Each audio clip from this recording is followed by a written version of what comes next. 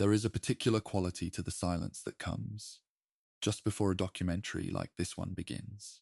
You settle in, the room dims, and somewhere in the back of your mind, you understand, without being told, that what follows will ask something of you. Not effort exactly, not study, but attention. The kind of attention that allows a distant event, something that happened decades before most people alive today were born, to feel like it happened yesterday. That is what history, handled carefully, can do. And this story, the story of the Imperial Japanese Navy between 1941 and 1945, is one of the most demanding, most dramatic, and most instructive stories the Second World War has to offer. So before we go further, if you have arrived here at night, exhausted, and you intend to let this narration carry you towards sleep, good. That is exactly what it is designed to do. The pace will be deliberate. The language will be clear. There will be no shouting, no breathless urgency, no artificial crescendos of music designed to manufacture emotion where careful words alone will do. But do not mistake calm for simple. This is a serious history. The names are real. The ships are real. The decisions were made by real human beings under enormous pressure, with incomplete information, and with consequences that shaped the modern world. Now, a word about the title you clicked on. Complete History of the Japanese Navy, 1941 to 1945. That word, complete, is a promise. And in a documentary of this length, it is a promise I intend to keep. We will begin at the moment of Japan's greatest strategic confidence, when the 6 carriers of the Kido Butai were still intact, and the Imperial Japanese Navy was, by reasonable assessment, the most capable carrier strike force on Earth. And we will end in the summer of 1945, when those same waters that once belonged to Japan were patrolled by American submarines and carrier aircraft, and the Navy that had launched 350 aircraft against Pearl Harbor was reduced to rusting hulks in a bombed harbor at Kuri. Between those 2 points lies 4 years of war that moved through phases as distinct as seasons. There was a period of extraordinary Japanese dominance, swift, efficient, almost incomprehensible in its geographic scope. There was a turning point that historians argue over to this day, framing it variously as a fluke, a masterpiece of intelligence work, or the inevitable consequence of overextension. There was a grinding attrition campaign in the jungles and reefs of the Solomon Islands that bled both sides pale.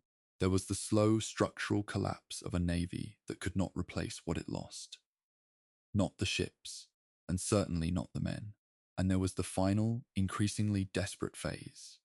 Suicide aircraft, suicide boats, and the last sortie of the largest battleship ever built.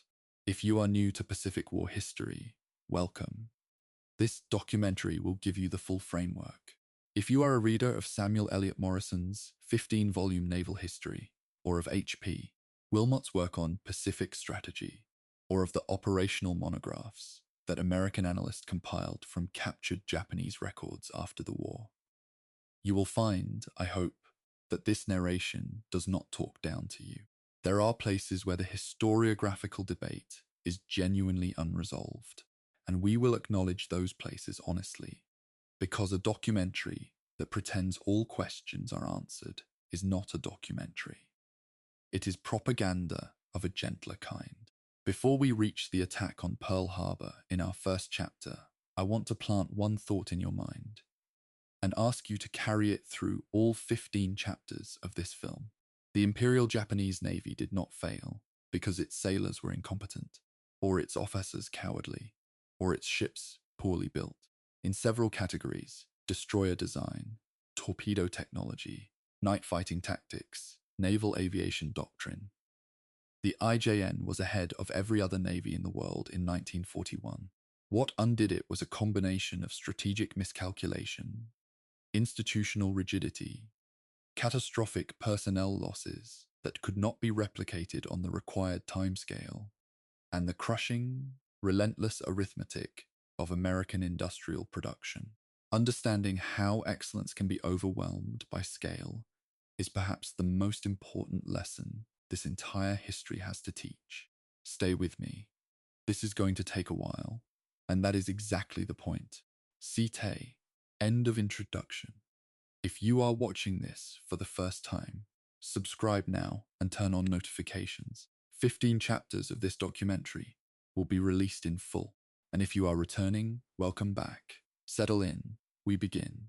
Chapter 1. The Fleet. At its peak. The Imperial Japanese Navy in December 1941. By the first days of December 1941, the Imperial Japanese Navy had been in continuous development for exactly 72 years. Founded formally in 1869, during the Meiji Restoration that transformed Japan from a feudal nation of warring clans into a centralized industrial state, the Navy had climbed, step by methodical step, from a collection of wooden gunboats and river junks to something that made Western admirals genuinely uneasy when they studied the intelligence reports. It had defeated the Chinese at the Battle of the Yellow Sea in 1894.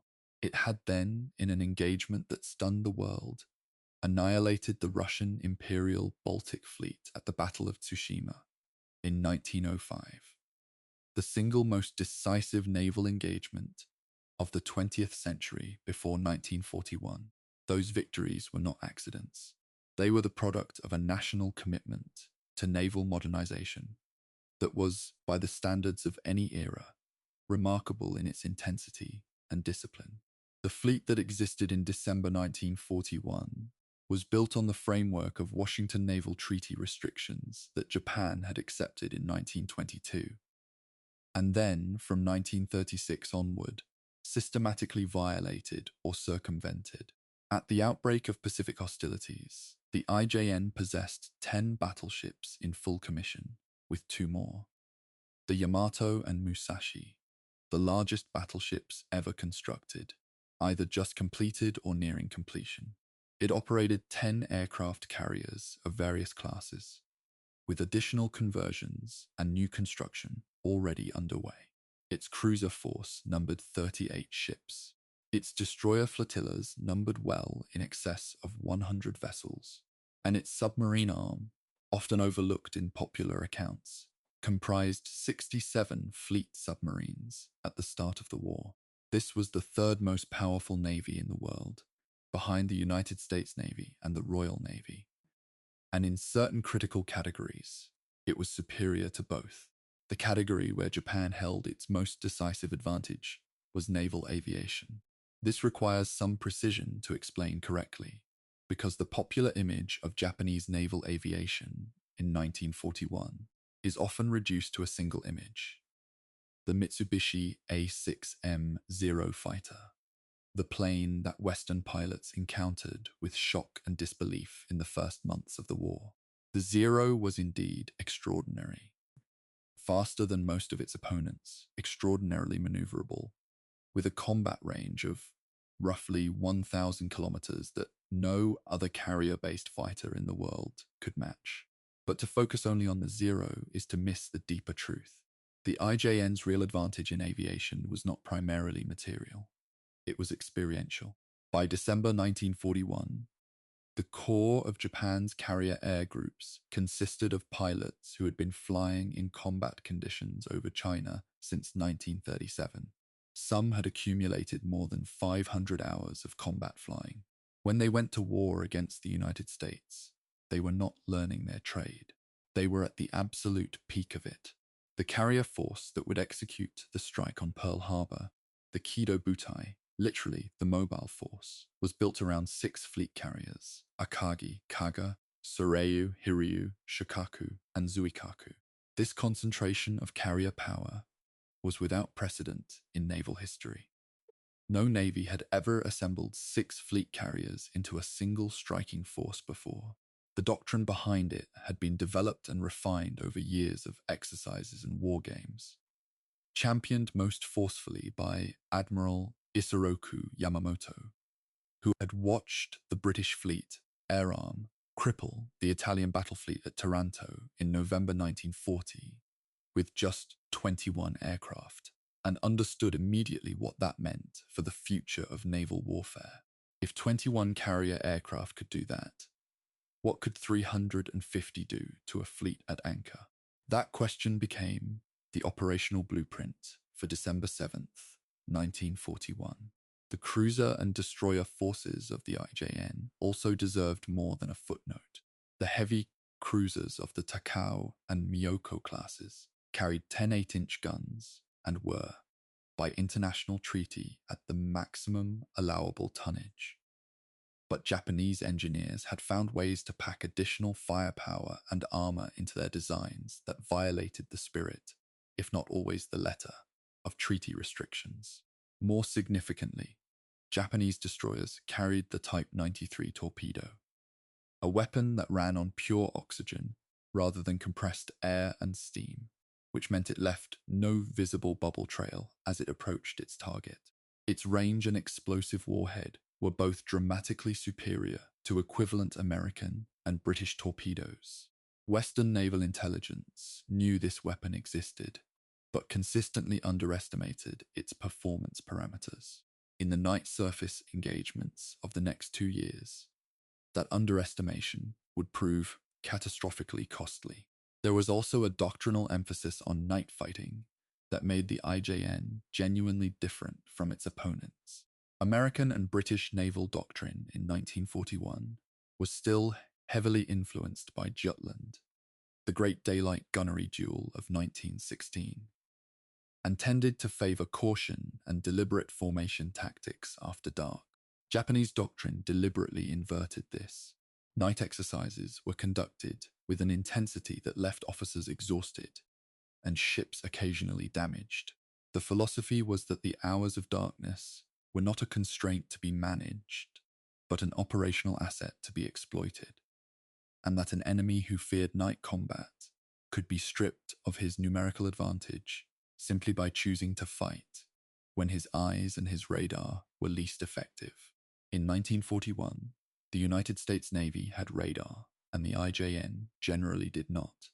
But Japanese commanders had concluded, correctly for a time, that superior training could substitute for that technological gap. What the IJN lacked in December 1941 was, in hindsight, as significant as what it possessed. Japan's industrial base was a fraction of America's. Steel production, aluminum output, fuel oil reserves, shipyard capacity. In every one of these categories, the United States could outproduce Japan by ratios that, when finally applied in full wartime mobilization, would become overwhelming. Japanese naval planners knew this. Yamamoto himself had said, with characteristic directness, that he could run wild for 6 months, or perhaps a year after the opening of hostilities, but that he had no confidence about what would come after.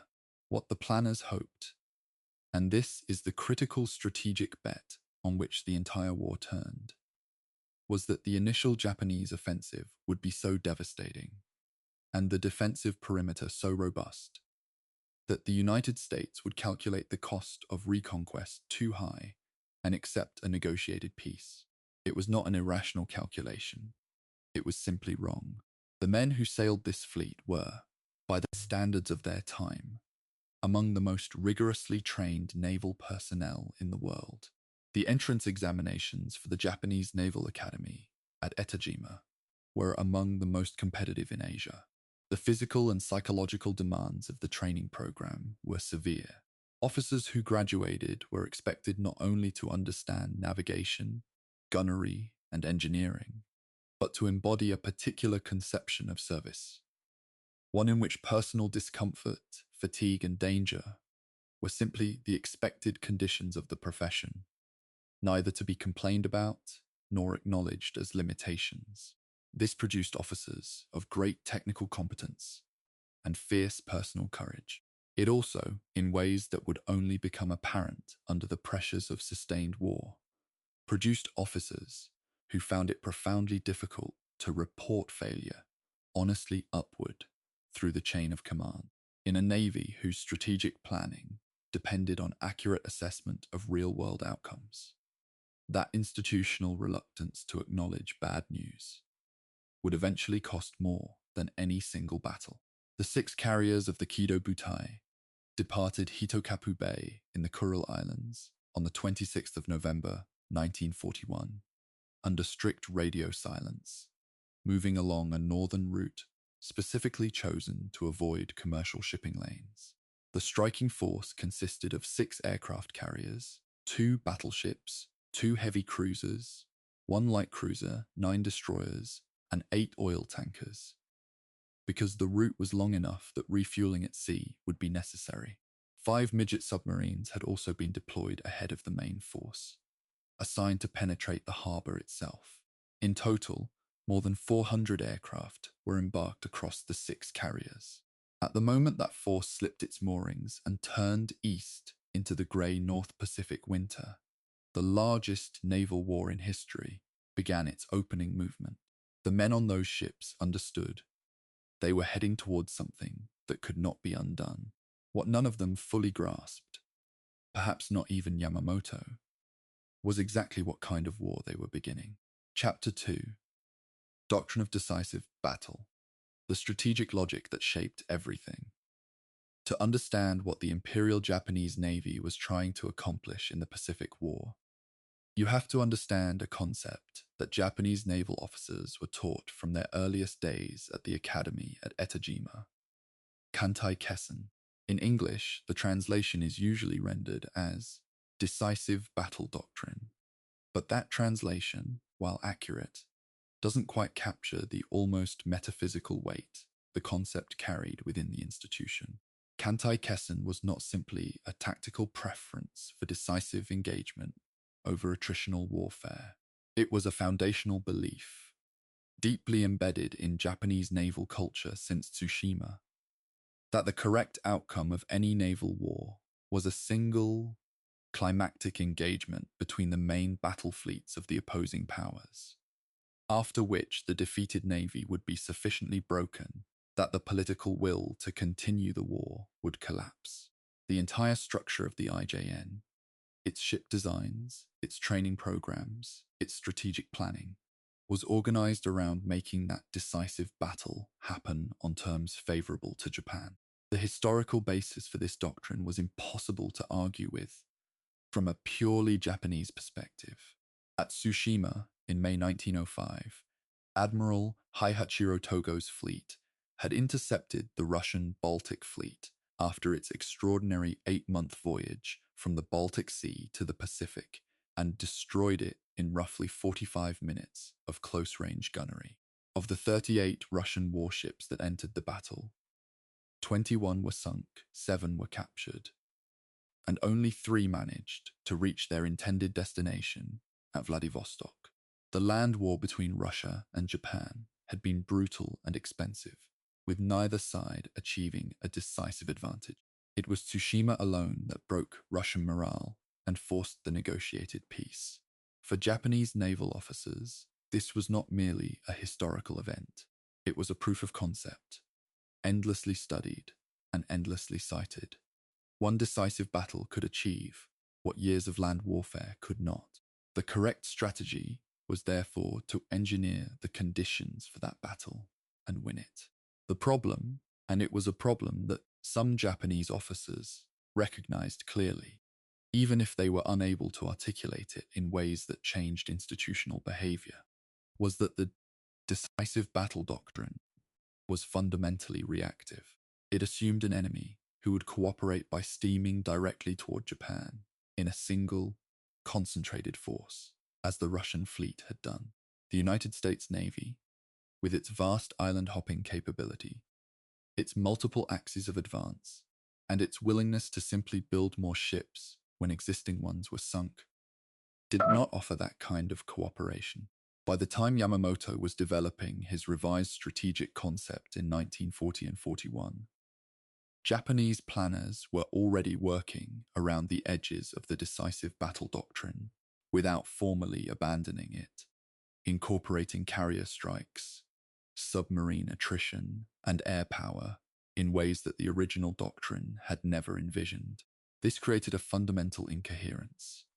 The fleet was built for one kind of war, but increasingly asked to fight another.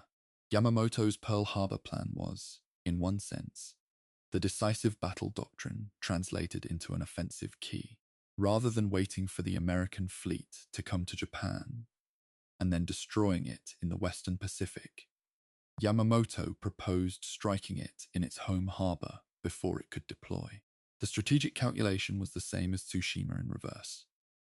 Destroy the enemy's battle line, shatter his morale, force a negotiated settlement. What made the plan genuinely creative and genuinely dangerous, as Yamamoto's critics within the Naval General Staff pointed out repeatedly, was that it required committing the IJN's most valuable assets, the 6 fleet carriers of the Kido Butai, to a deep offensive strike across roughly 3,500 miles of open ocean against a target that might or might not be present, with no possibility of tactical retreat if the element of surprise was lost. Yamamoto had to threaten resignation twice before the Naval General Staff approved it.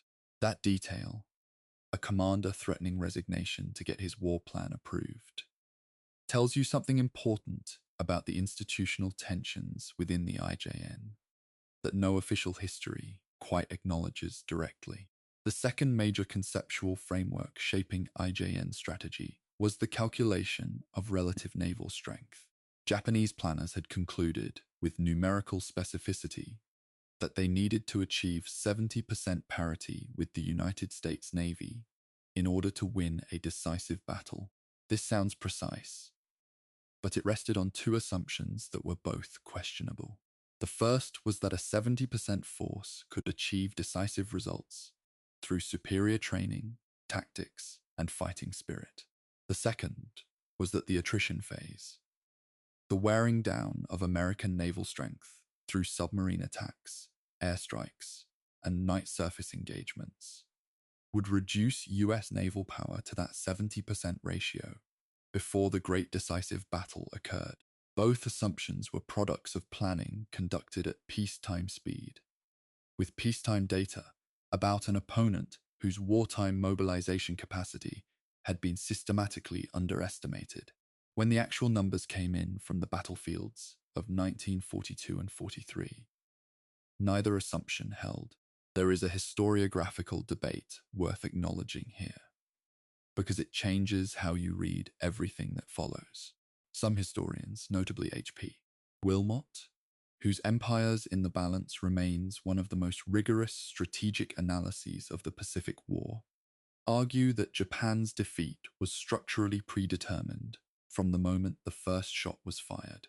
In this reading, the industrial disparity between Japan and the United States was simply too vast. The strategic calculation too dependent on American irresolution that never materialized, and the Japanese defensive perimeter too long to be held with the resources available. Other historians point to specific moments, notably Midway and the Guadalcanal campaign, where different decisions made at the level of individual commanders on individual afternoons might have produced outcomes that changed the trajectory of the war, at least for a period. This documentary will not resolve that debate, but it will present the evidence on both sides, because the tension between structural inevitability and contingent decision-making is precisely what makes this history worth studying. The battleships that occupied so much of Japanese naval planning and so many of the IJN's building slip hours were, by 1941, already becoming strategically obsolete. Not tactically. A well-operated battleship was still a formidable weapons system in 1941, as the night bombardments of Guadalcanal would later demonstrate. But the decisive instrument of naval power was now the aircraft carrier, and every major navy in the world was in the process of learning that lesson, most of them the hard way. Japan had understood this intellectually. Yamamoto had built his entire Pearl Harbor concept around carrier air power, but institutionally, the big gun admirals still held enormous influence within the IJN, and that influence would continue to distort strategic decisions for years. the Yamato and Musashi, the two largest battleships ever built, each displacing more than 70,000 tons at full load and carrying 9 46-centimeter guns in 3 triple turrets, were the ultimate expression of big gun thinking. They were engineering marvels. They were also, in the war that actually unfolded, almost entirely useless for the purposes that had justified their construction. The submarine force offers a different and underappreciated dimension of IJN doctrine. Unlike the American and German submarine arms, which were explicitly assigned to commerce interdiction, the targeting of enemy supply ships and tankers, Japanese submarines were primarily assigned to fleet support roles. Their job was to scout for the battle fleet, to pick off damaged enemy warships after a surface engagement, and to contribute to the attrition of the American fleet before the decisive battle. Commerce raiding against American supply lines was not a primary mission, and in the critical early months of the war, Japanese submarine commanders, who might have devastated American logistics, were instead assigned to fleet operations that produced modest results. This was not a small error. The American submarine force, operating with the opposite doctrine and targeting Japanese merchant shipping with relentless precision, would eventually sink enough Japanese oil tankers to render the IJN literally unable to fuel its ships for sustained operations. The symmetry of that outcome, Japan failing to use its submarines for commerce raiding, while America used its submarines for exactly that purpose with devastating effect, is one of the sharpest ironies of the entire war. By the last days of November 1941, the strategic logic was set. The Kido Butai was at sea. The diplomatic negotiations in Washington were continuing, but Japanese policymakers had already made the decision for war, and the diplomacy was partly a calculated delay to prevent American forces from being placed on alert before the first strikes landed. The Imperial General Headquarters had coordinated an opening offensive of extraordinary geographic scope. Simultaneous attacks on Pearl Harbor, Malaya, the Philippines, Hong Kong, Guam, and Wake Island, all timed to begin within hours of each other, all designed to shatter Allied resistance across the entire Pacific before a coherent defense could be organized. It was, as a feat of operational planning and logistical coordination, genuinely impressive. Whether it was wise is a different question entirely, and it is the question that every subsequent chapter of this history will, in different ways, attempt to answer. Chapter 3. The morning of December 7th. Planning and execution of the Pearl Harbor Strike 3:42 hours on the morning of the 7th of December, 1941. The American minesweeper USS Condor, operating in the approaches to Pearl Harbor, sighted what appeared to be a periscope wake in restricted waters. The Condor signaled the destroyer USS Ward, which began a search of the area. At 0640 hours, the Ward attacked and sank a midget submarine attempting to enter the harbor. A contact report was sent up the chain of command. It was not acted upon with any urgency. Roughly an hour and 15 minutes later, 2 radar operators at the Opana Mobile Radar Unit on the northern tip of Oahu detected a large formation of aircraft approaching from the north. Their report was misinterpreted as a flight of American B-17 bombers expected from California. At 0755 hours local time, the first Japanese aircraft crossed the coastline of Oahu, and the misinterpretations became irrelevant. The strike had been organized in 2 waves.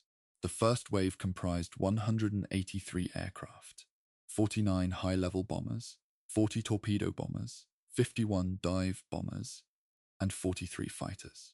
The torpedo bombers carried specially modified torpedoes fitted with wooden stabilizer fins, designed to prevent the weapons from diving into the shallow harbor bottom after launch. A technical modification that had required months of testing and represented one of the more elegant pieces of engineering in the entire operation.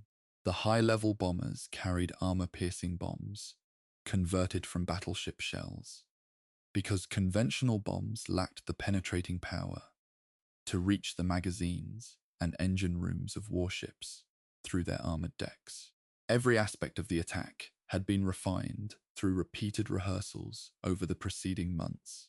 By the time Japanese aircrew climbed into their cockpits in the grey pre-dawn aboard the 6 carriers, they had practiced this attack so many times that the navigational bearings and target assignments were not information they consciously recalled.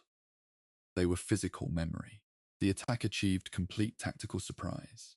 The 8 American battleships moored along Battleship Row. The line of capital ships anchored on the eastern shore of Ford Island in the center of the harbor were struck before any effective defensive response could be organized.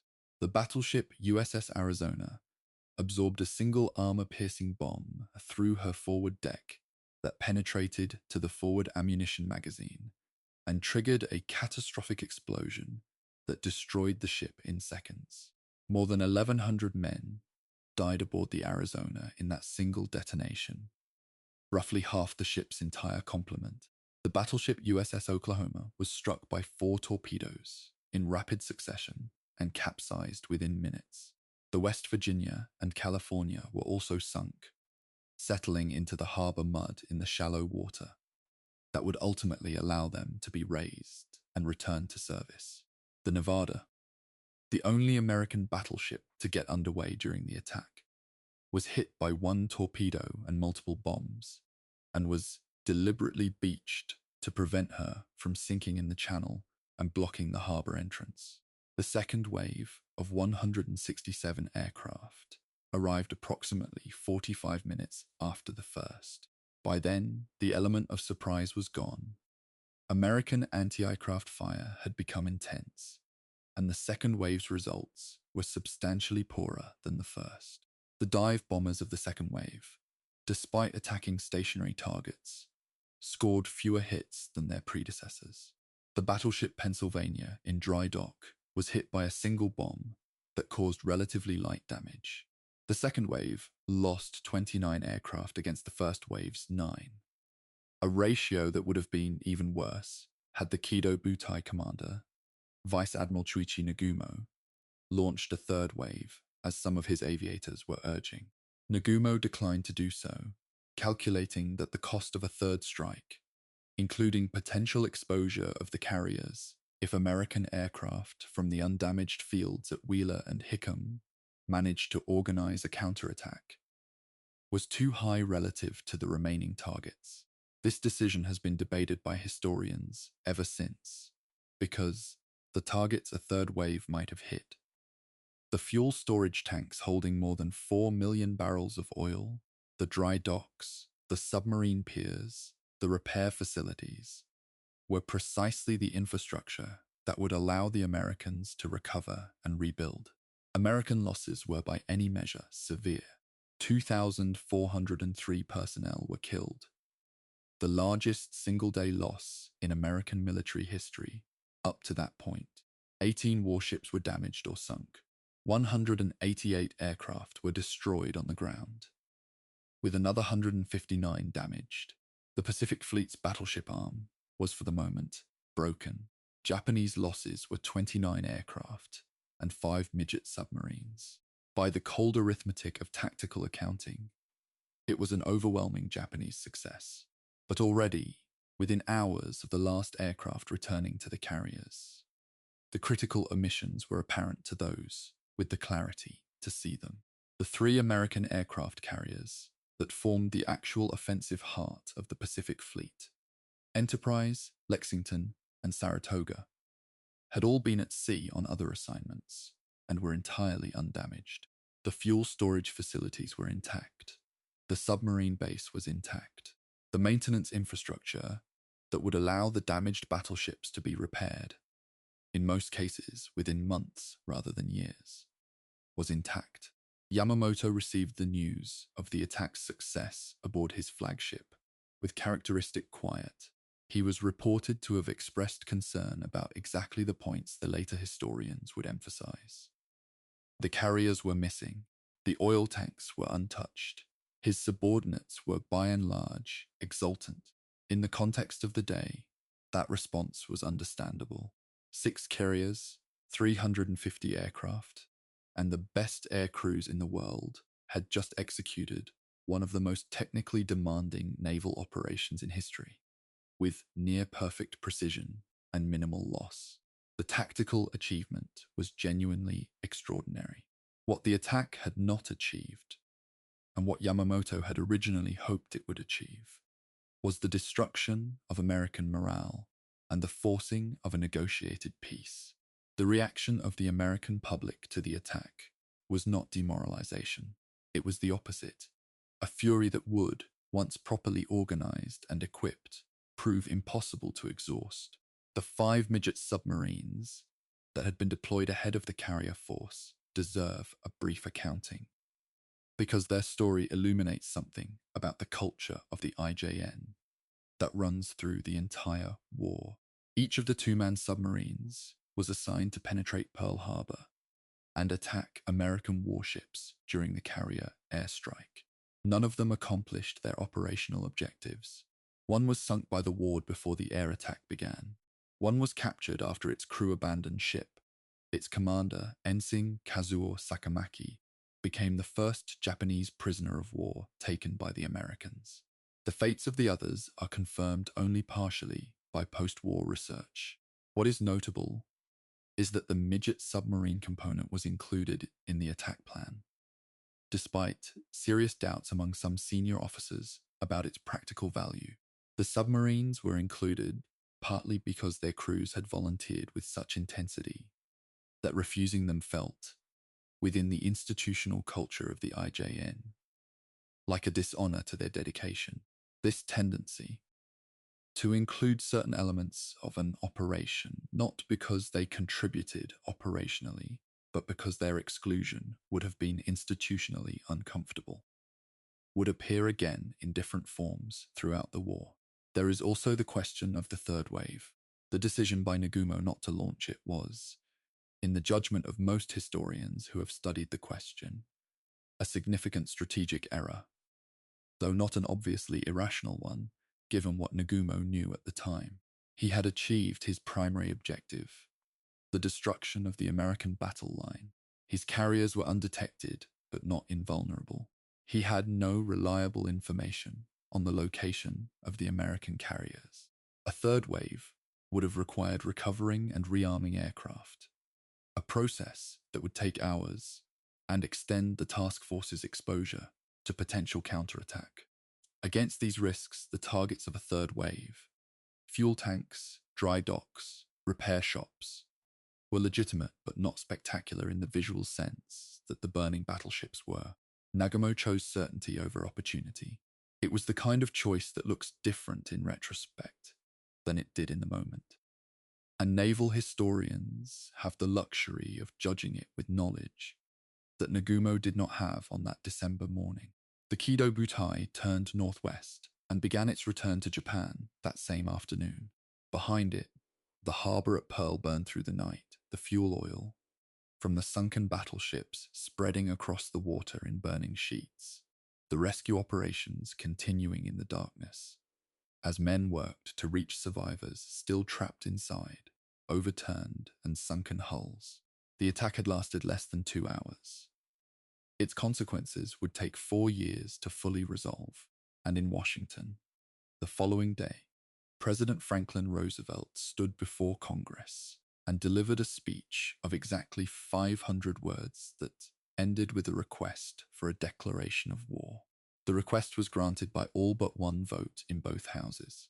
The war that Yamamoto had feared, total war with the full industrial power of the United States, had begun, not been avoided. Chapter 4. The 100 Days. Japan's blitzkrieg across the Pacific. In the weeks and months immediately following the 7th of December 1941, the Imperial Japanese Navy executed an offensive campaign of such speed and geographic scope that it remains, even with the benefit of historical perspective, genuinely difficult to comprehend. Within 6 months of Pearl Harbor, Japanese forces had seized or neutralized an area of approximately 3 million square miles, an expanse roughly equal to the combined land area of the continental United States, Canada, and Mexico. The Philippines, Malaya, Singapore, Burma, the Dutch East Indies, Hong Kong, Guam, Wake Island, much of New Guinea, and the Solomon Islands all fell. The Royal Navy was driven out of Southeast Asian waters. The Dutch colonial naval force, the Koninklijke Marine, was effectively destroyed. American and Filipino forces, under General Douglas MacArthur, were pushed onto the Bataan Peninsula and then to Corregidor, where they would hold out until May 19th, 42, before surrendering. By any standard of operational military history, it was one of the most impressive sustained offensive campaigns of the entire war. It was also, in the ways that mattered most, insufficient. The fall of British Malaya and Singapore requires particular attention because it was the single most dramatic demonstration of what IJN land-based air power could achieve against a naval force that lacked adequate air cover.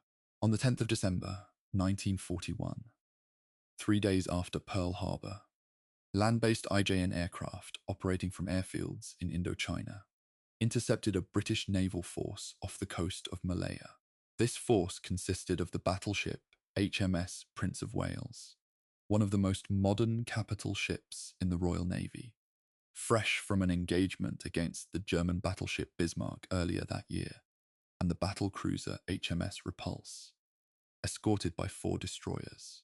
There was no British carrier present.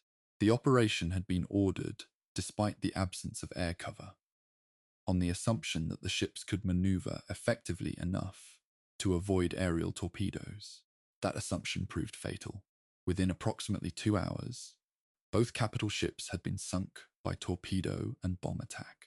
It was the first time in history that capital ships underway and at sea had been sunk solely by air power. The lesson was clear, unprecedented, and immediately understood by naval officers on every side. Without air cover, surface ships of any size were vulnerable to coordinated air attack. The campaign against the Dutch East Indies and the Allied naval forces assembled to resist it, designated ABDA Command, drawing together American, British, Dutch, and Australian warships into a multinational force, produced the Battle of the Java Sea on the 27th of February 1942. This engagement was a masterclass in the application of IJN tactical doctrine under optimal conditions. A Japanese invasion force, escorted by 2 heavy cruisers, 2 light cruisers, and 14 destroyers, was intercepted by an Allied force of roughly comparable size under the Dutch Admiral Karel Doorman. The engagement lasted several hours and demonstrated repeatedly the decisive superiority of the Type 93 torpedo in a night surface action. The Allied force was methodically destroyed. Doorman himself went down with his flagship, the light cruiser De Ruyter. By the following morning, the Allied naval forces in the region had effectively ceased to exist as a coherent fighting force. The Dutch East Indies, with their oil fields, their rubber plantations, and their enormous material importance to the Japanese war economy, were essentially undefended from that point forward. The Indian Ocean raid of April 1942 represents the furthest geographic reach of Japanese naval power and the most threatening moment for the British Empire's position in Asia.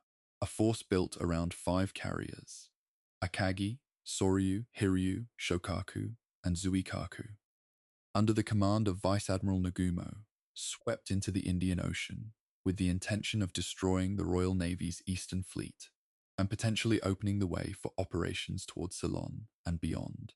The British, forewarned by intelligence, dispersed their fleet rather than concentrating it for a decisive engagement. The light carrier HMS Hermes was caught and sunk.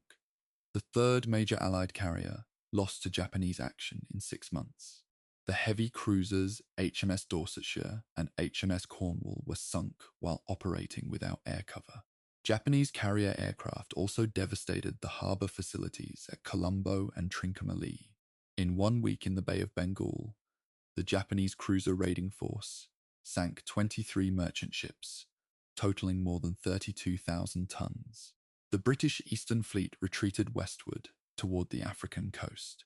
For a few weeks in April 1942, there was a genuine possibility that Japanese naval power could be extended all the way to the Persian Gulf and the oil fields of the Middle East.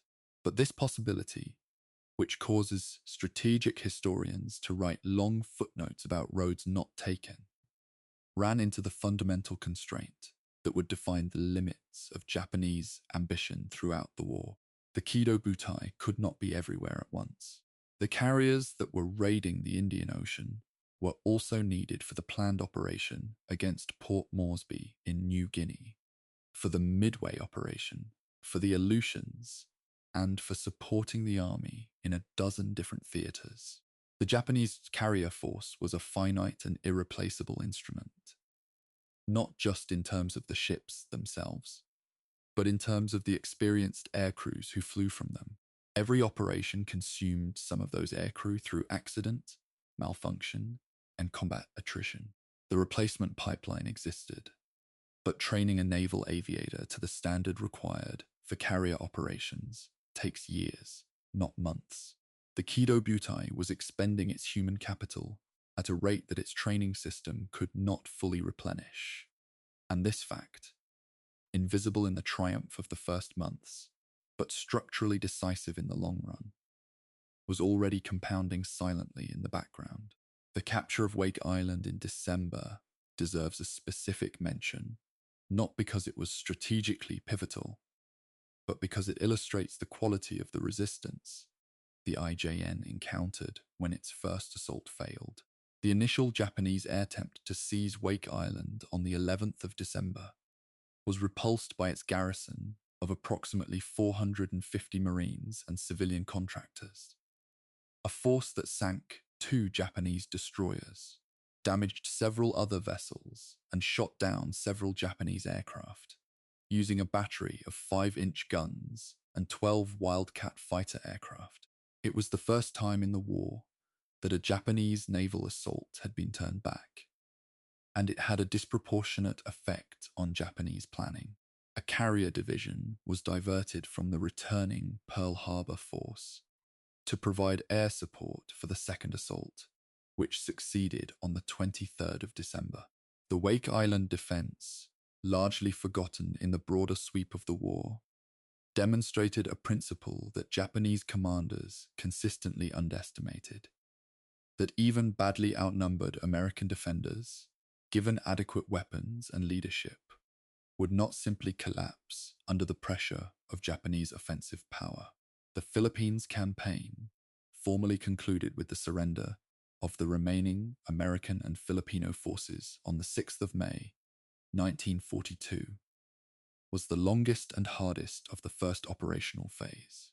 MacArthur had ordered a fighting withdrawal to the Bataan Peninsula, following the destruction of the American Far East Air Force on its airfields in the first days of the war, and the defenders of Bataan and Corregidor held out for 5 months under conditions of steadily worsening supply, disease, and Japanese pressure. The IJN's role in the Philippines was primarily one of logistics and interdiction, maintaining the supply line for the Japanese 14th Army, while simultaneously preventing American resupply from reaching the besieged garrison. This they did effectively. The fall of the Philippines gave Japan control of a strategic archipelago that sat squarely across the major sea routes between Japan's oil sources in Southeast Asia and the home islands. It was, from a pure resource security standpoint, the most valuable territorial gain of the entire opening offensive. The Doolittle raid of the 18th of April, 1942, interrupted the rhythm of Japanese triumphalism with an event whose material significance was minimal and whose psychological and strategic consequences were enormous. 16 B-25 medium bombers, launched from the aircraft carrier USS Hornet at a distance of roughly 970 kilometers from the Japanese coast, well beyond the range at which the Japanese had expected carrier-launched aircraft to operate. Struck targets in Tokyo, Yokohama, Kobe, and Nagoya. Damage was slight. All 16 aircraft were lost, with most crews either bailed out over China or were captured. But the raid demonstrated that the Japanese home islands were not beyond American reach, and it reactivated Yamamoto's deepest strategic anxiety. That the American carrier force, as long as it existed, could strike Japan at will. The Doolittle raid directly accelerated the timeline for the Midway operation. It is one of those historical moments where a small event, 16 aircraft, negligible damage, reverberates far beyond its physical scale, changing strategic calculations and setting in motion a chain of decisions that would ultimately determine the course of the war. By the end of April 1942, the Japanese Empire had achieved virtually everything its military planners had specified in the initial operational phases. The defensive perimeter had been established. The resource-rich territories of Southeast Asia were under Japanese control. The Allied naval forces that might have contested Japanese dominance were destroyed, retreating, or sitting nervously at anchor in ports they hoped were beyond Japanese reach. In Tokyo, a mood of confidence had settled over the military leadership. That was understandable given the evidence available, and dangerous given the evidence that was not yet available. The American carriers were still out there, somewhere, conducting raids that were nuisances rather than threats. The American industrial machine was mobilizing, slowly, and its output had not yet reached the production levels that would eventually bury the IJN in steel and aviation fuel. There was a window of uncertain duration in which Japan's position might be consolidated, the perimeter reinforced, and the terms for a negotiated settlement imposed. What happened inside that window, and why Japanese strategic decision-making could not take full advantage of it, is the subject of the next chapter. Chapter 5, The Coral Sea. The first time someone said no. The Battle of the Coral Sea, fought between the 4th and 8th of May 1942, was in many respects the strangest major naval battle of the Pacific War. Two carrier task forces fought each other across roughly 4 days of operations, without their surface ships ever coming within visual range of each other. All the damage on both sides was inflicted by aircraft operating at distances of dozens of kilometers. At the end of the battle, both sides claimed victory, and both sides were, in different senses, correct. For the historian trying to assess it clearly, the Coral Sea presents a problem of multiple simultaneously valid narratives: tactical, operational, and strategic, that point in contradictory directions. Working through that problem is worth the time, because the Coral Sea established several patterns that would define the rest of the Pacific War. The Japanese operation that produced the battle was designated MO, and its objective was the capture of Port Moresby on the southern coast of New Guinea. Port Moresby was the last significant Allied base, blocking a potential Japanese advance towards Australia, and its capture would have put Japanese land-based aircraft within range of the Australian mainland. The MO operation assembled a force of 60 ships built around the carriers Shokaku and Zuikaku, with a light carrier, Shoho, assigned to provide close air cover for the invasion convoy. Approximately 250 aircraft were committed to the operation across 3 carriers. On paper, it was more than sufficient force to overwhelm whatever the Allies could assemble in opposition.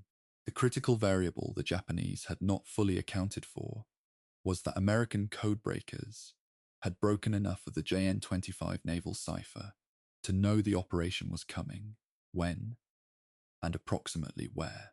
Admiral Chester Nimitz, commanding the Pacific Fleet, positioned 2 carrier task forces, built around Yorktown and Lexington, to intercept the Japanese force.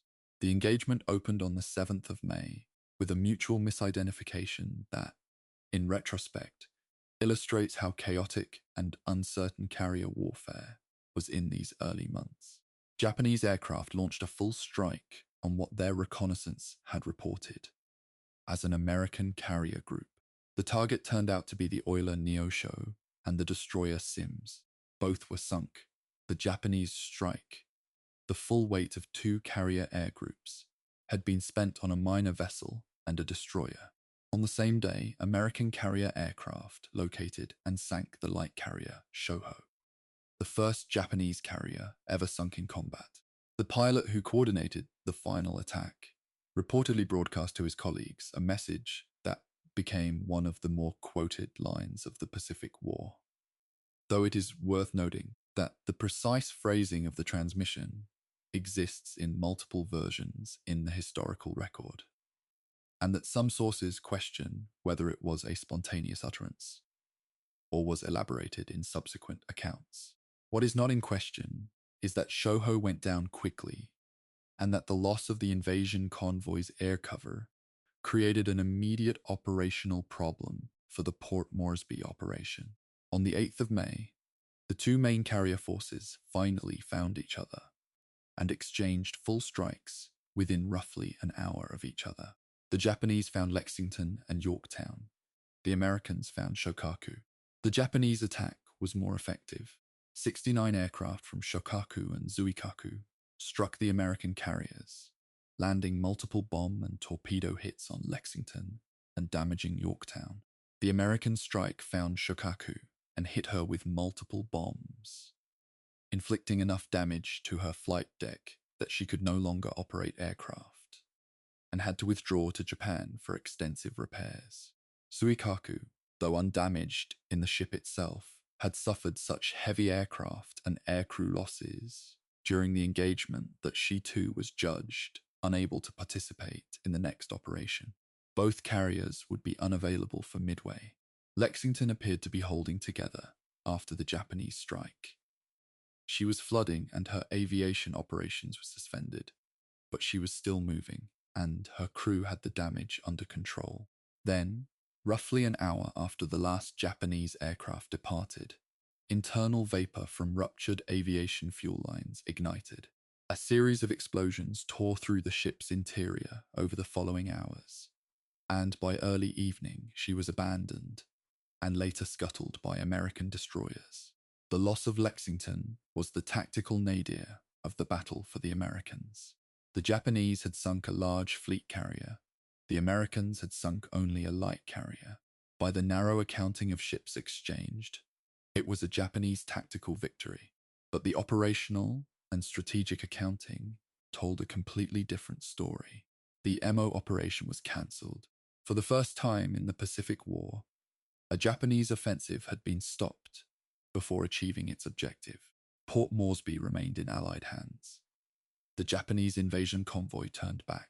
The concept that American naval forces were incapable of organized resistance, which the first months of the war had done nothing to discourage, was now empirically disproven.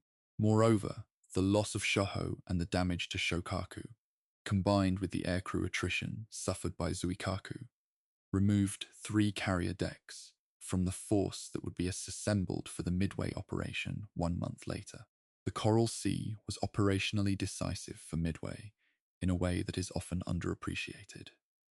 Had all 6 Japanese fleet carriers been available at Midway rather than 4, the mathematical odds of the disaster that followed would have been substantially lower. The aircrew losses at Coral Sea also deserve careful analysis, because the question of experienced pilot retention was becoming the central vulnerability of the IJN by mid-1942. Before the war, the IJN had trained its carrier aircrews to an extraordinary standard, but that standard was expensive in time and resources.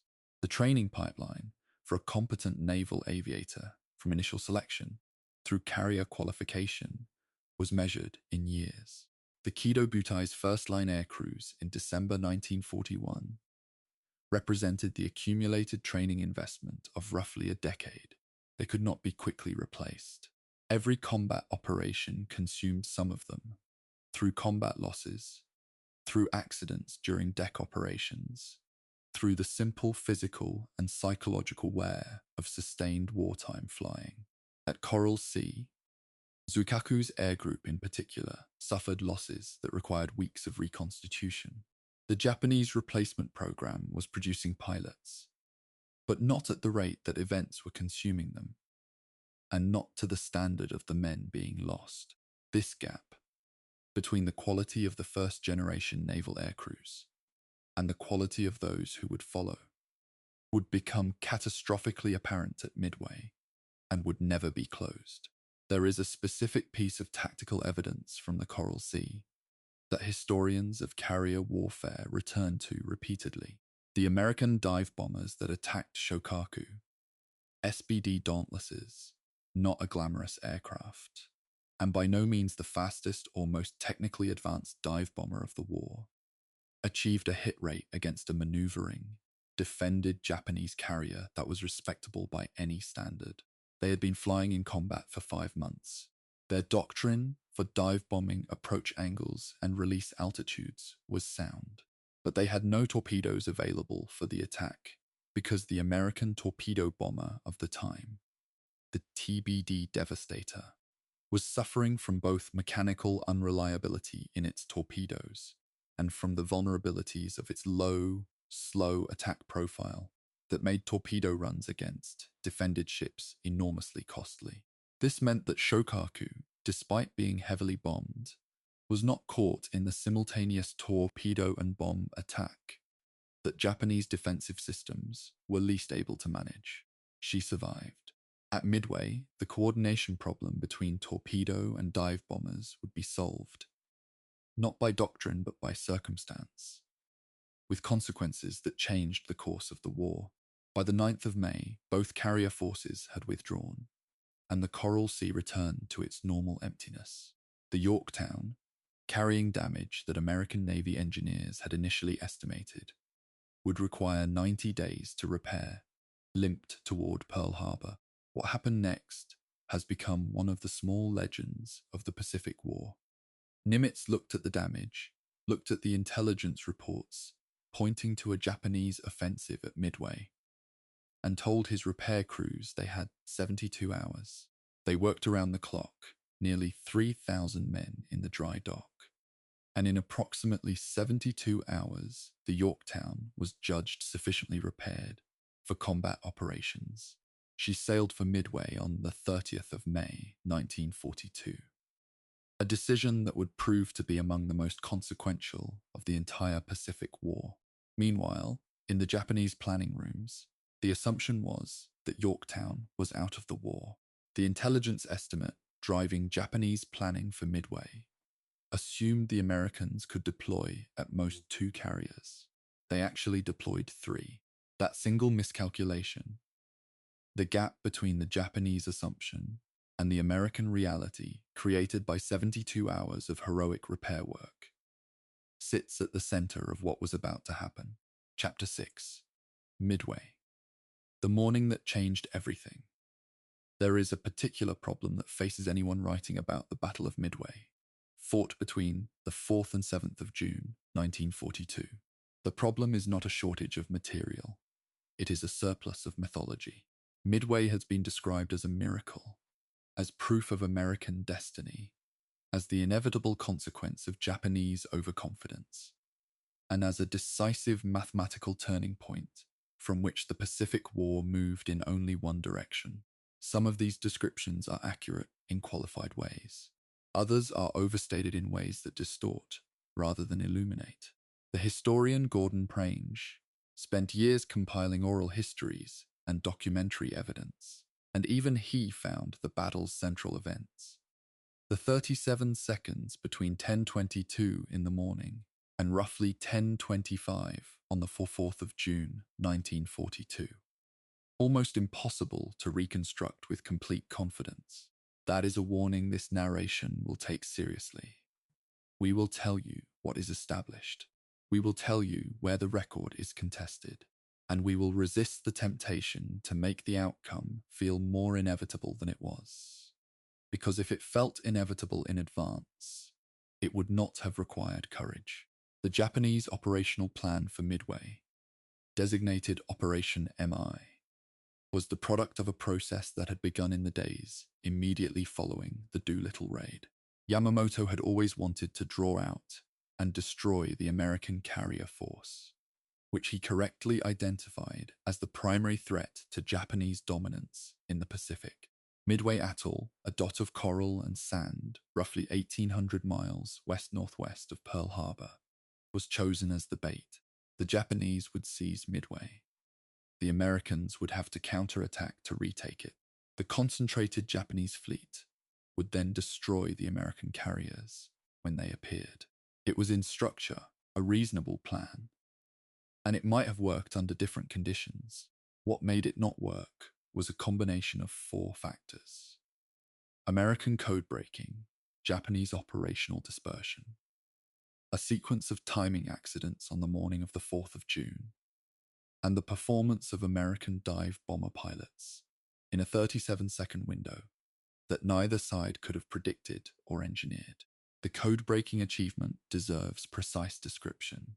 American cryptanalysts at Station Hypo in Pearl Harbor, working under Commander Joseph Rochefort, had broken enough of the Japanese naval code JN20I5 to determine that a major Japanese operation was being planned against a target designated in the intercepts as AF.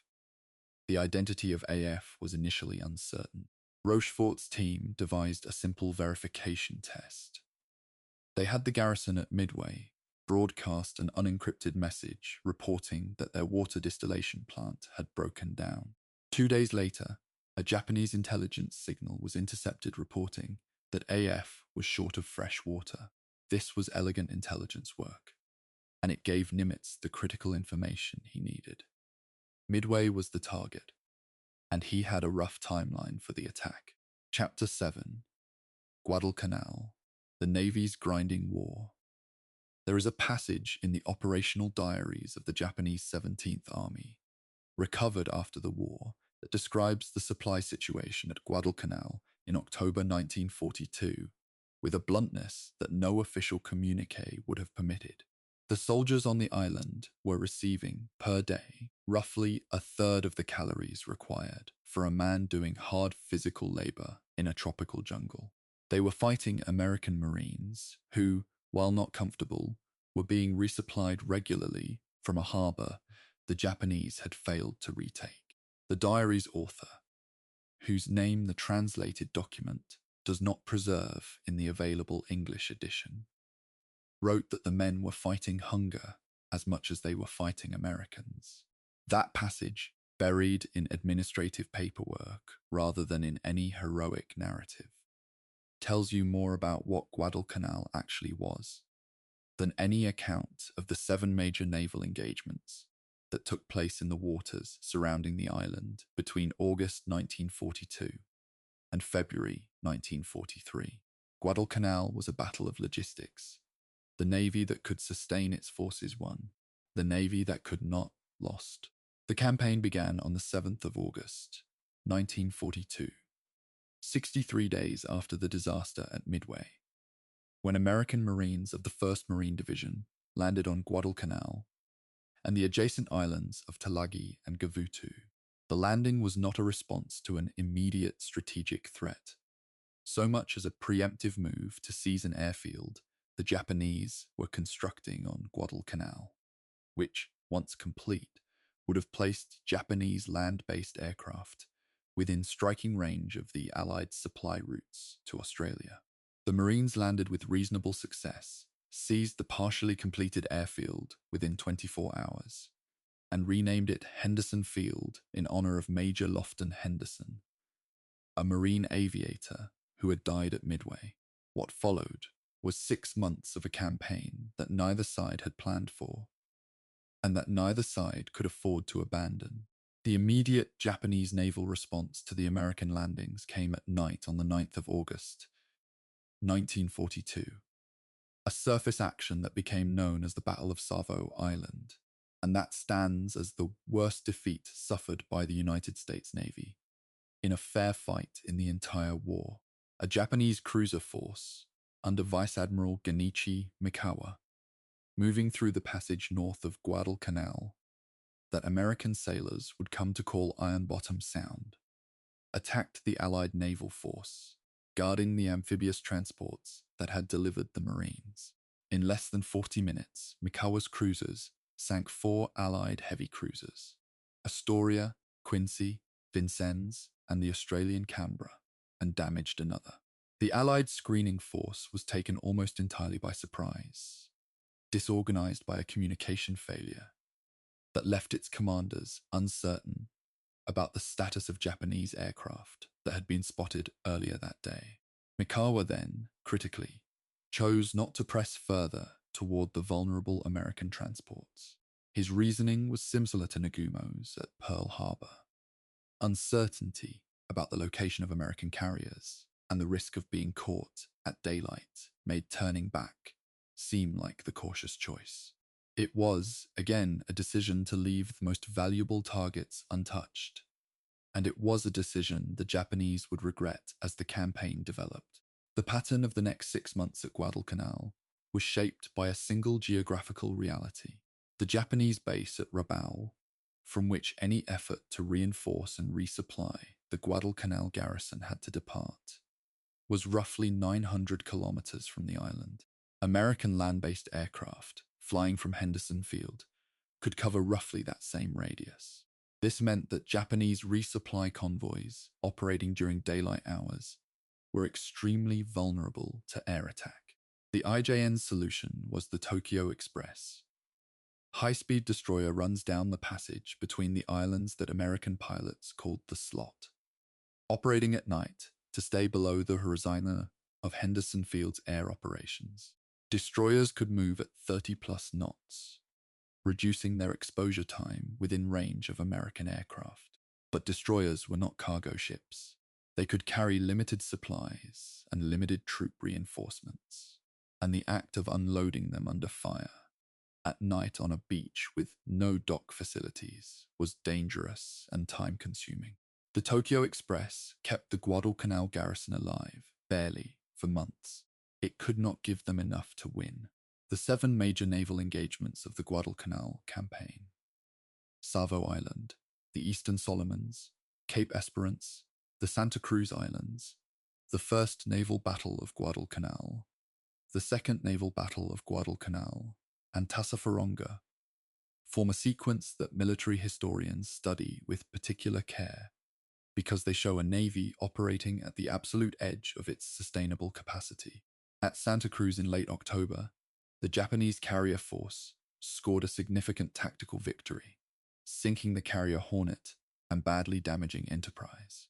For a brief period in November 1942, the United States Navy had no fully operational fleet carrier in the Pacific, a fact that, had the Japanese been able to exploit it immediately, might have changed the course of the Guadalcanal campaign.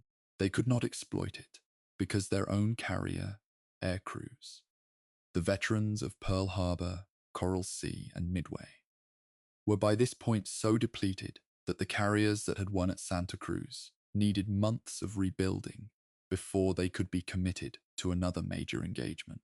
The IJN was winning battles and losing the war simultaneously, and no one at the top of the command structure had found a mechanism for stopping that dynamic. The first and second naval battles of Guadalcanal, fought on the nights of the 12th through 15th of November 1942, were the decisive naval engagements of the campaign. The Japanese planned to send a major bombardment force, including the battleships Hiei and Kirishima, to destroy Henderson Field completely, neutralizing American air power and allowing a major troop convoy to land the reinforcements the garrison needed. In the first naval battle, an American cruiser and destroyer force intercepted the Japanese bombardment group in a chaotic night action at close range. The fighting was confused and brutal, with ships on both sides firing almost at point-blank distance in the darkness of Iron Bottom Sound. American Rear Admiral Daniel Callaghan was killed on his own bridge. American Rear Admiral Norman Scott was also killed. The Japanese commander Hiroaki Abe lost the battleship Hiei to extensive damage that left her unable to maneuver by dawn, when American aircraft found and eventually sank her. The Japanese bombardment that night used anti-personnel shells rather than the high-explosive armor-piercing rounds needed to destroy the airfield's steel, matting, and concrete. A critical ammunition error that left Henderson Field damaged but operational. In the Second Naval Battle, 2 days later, the American battleships Washington and South Dakota intercepted the Japanese battleship Kirishima and her escorts. South Dakota suffered a series of electrical failures at the worst possible moment, going temporarily dark in the middle of a night surface engagement, drawing fire from most of the Japanese force. Washington, her position undetected, moved to within roughly 7,000 meters of Kirishima and opened fire with her main and secondary batteries. Kirishima was hit by dozens of large-caliber shells in a very short period, caught fire, and eventually capsized. It was the first time in the Pacific War that an American surface combatant had destroyed a Japanese capital ship in a direct gunnery duel. The Japanese troop convoy turned back. The reinforcement operation failed. From that point forward, the question at Guadalcanal was no longer whether the Japanese garrison could be reinforced to fighting strength, but whether it could be evacuated before it was entirely destroyed. The Battle of Safaronga, fought on the 30th of November 1942, was a painful reminder that the IJN was still capable of delivering devastating results under the right conditions, even as the strategic situation deteriorated. A Japanese destroyer force under Rear Admiral Raizo Tanaka, delivering supplies in sealed drums to be cut loose near the beach and floated ashore, a technique developed precisely to minimize unloading time, was intercepted by a stronger American cruiser force. Tanaka's destroyers fired a salvo of Type 93 torpedoes and then accelerated away before the American gunnery could find them. The torpedoes sank one American heavy cruiser and damaged 3 others. Tanaka lost 1 destroyer. It was tactically a remarkable outcome given the odds against the Japanese force. It was also the final demonstration, in the Guadalcanal campaign, of what the Type 93 could do in the hands of a well-trained destroyer commander who was not distracted by other objectives. The evacuation of the Guadalcanal garrison, Operation K, conducted in late January and early February 1943, was one of the more skillfully executed Japanese naval operations of the war. The same high-speed destroyer tactics that had failed to resupply the garrison adequately now succeeded in removing roughly 10,500 surviving soldiers from the island over 3 nights, under the noses of American forces who, initially, interpreted the destroyer movements as another reinforcement attempt. The men who were evacuated were, by the clinical testimony of Japanese medical records recovered after the war, severely malnourished and physically depleted. Thousands more had already died of disease, starvation, and combat wounds. The Guadalcanal campaign had cost Japan roughly 25,000 soldiers and an unknown number of sailors, along with 2 battleships, 1 fleet carrier, 3 heavy cruisers, 1 light cruiser, 11 destroyers, and hundreds of aircraft and their irreplaceable pilots. American losses were also severe. The campaign was not a clean American victory by any measure, but America could replace what it had lost. Japan increasingly could not. The lesson of Guadalcanal that Japanese naval planners drew, slowly, painfully, and never with the complete honesty that a thorough post-mortem would have required, was that the IJN's style of warfare was suited to short, decisive engagements and poorly suited to sustained attritional campaigns against a well-supplied opponent. The decisive battle doctrine had no answer for an enemy who simply absorbed each tactical defeat, rebuilt, and returned. The logistics infrastructure that Japan had established across its defensive perimeter was not designed to support prolonged campaigns at the perimeter's edge. The pilot replacement program was not keeping pace with combat attrition. These were not secret problems. They appeared in internal assessments, in operational reports, in the quiet conversations of staff officers who knew what the numbers meant. What the IJN's institutional culture made extremely difficult was the translation of that private knowledge into formal strategic reassessment. The culture that had produced extraordinary warriors was also a culture that struggled to acknowledge when the framework within which those warriors were operating had become unsustainable. That struggle, unresolved, would define the next 2 years of the war. Chapter 8: Yamamoto's Death and the Collapse of the Defensive Perimeter. On the 18th of April, 1943, exactly 1 year to the day after the Doolittle raid, a flight of 16 American P-38 Lightning fighters took off from the airfield at Guadalcanal on a mission unlike any other of the war. Their target was not a ship, not an airfield, not a coastal installation. It was a single man, Admiral Isoroku Yamamoto, Commander-in-Chief of the Combined Fleet and the most important naval officer in the Japanese Empire. American signals intelligence had decoded a detailed itinerary for an inspection tour Yamamoto was making of forward positions in the Solomon Islands. The information included the specific aircraft, the departure time, and the planned arrival at the destination airfield.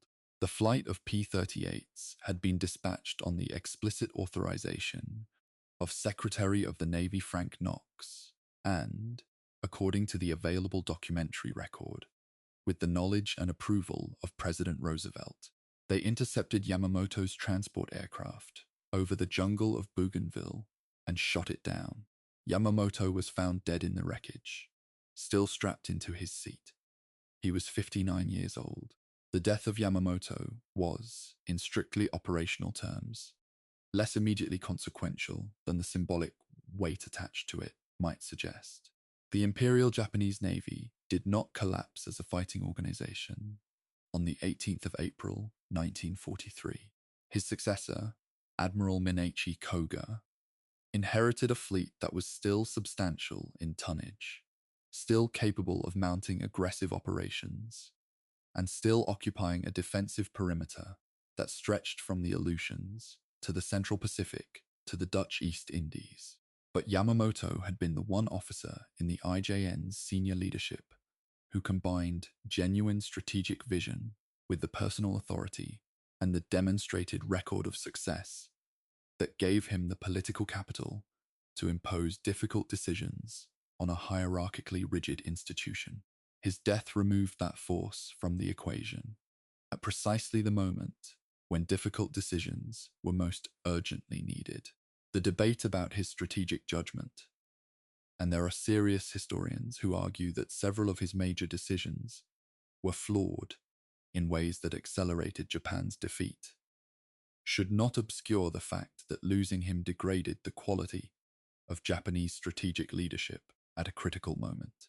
The period between the fall of Guadalcanal in February 1943 and the American invasion of the Marianas in June 1944 was the middle phase of the Pacific War, and it is the phase that receives least attention in popular histories, which tend to focus on the dramatic bookends of Pearl Harbor and the final campaigns.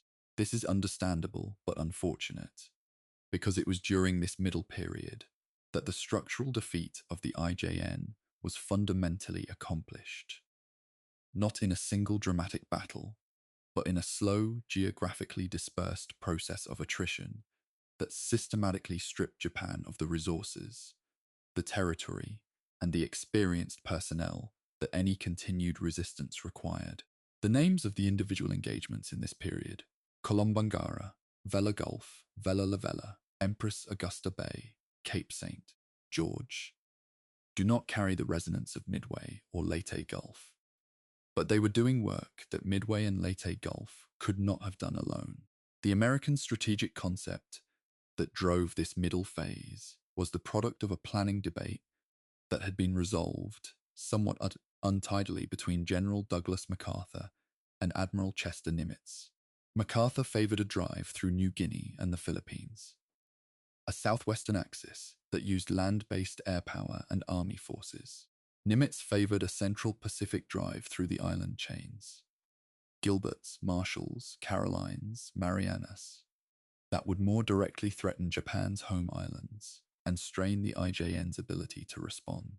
The Joint Chiefs of Staff, unable or unwilling to choose definitively between the two, ultimately authorized both axes simultaneously. This decision has been criticized by some military historians as a dilution of force that extended the war. Others argue that the dual advance actually benefited the Americans by stretching Japanese defensive resources beyond their sustainable limit.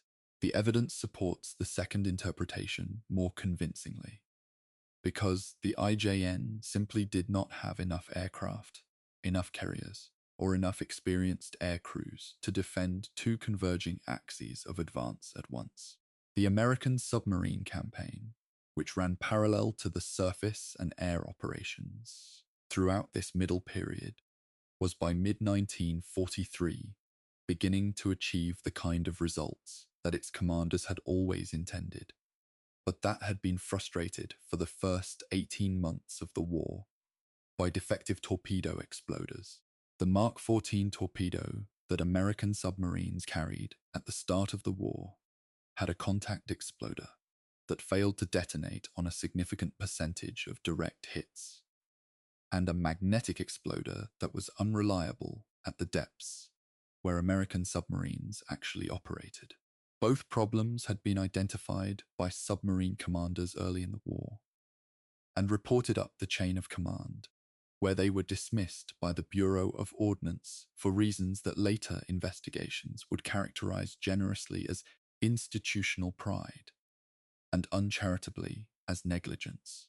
By mid-1943, after field modifications developed by submarine commanders had finally been authorized, the torpedoes worked, and when they worked, they began to sink the Japanese merchant fleet and the tankers carrying oil from the Dutch East Indies to Japan, at a rate the IJN's logistical planners had never seriously prepared for. The loss of experienced naval aviators continued to be the deepest wound inflicted on the IJN during this middle period, and it came not only from carrier battles, but from the grinding air campaigns over the Solomon Islands and New Guinea.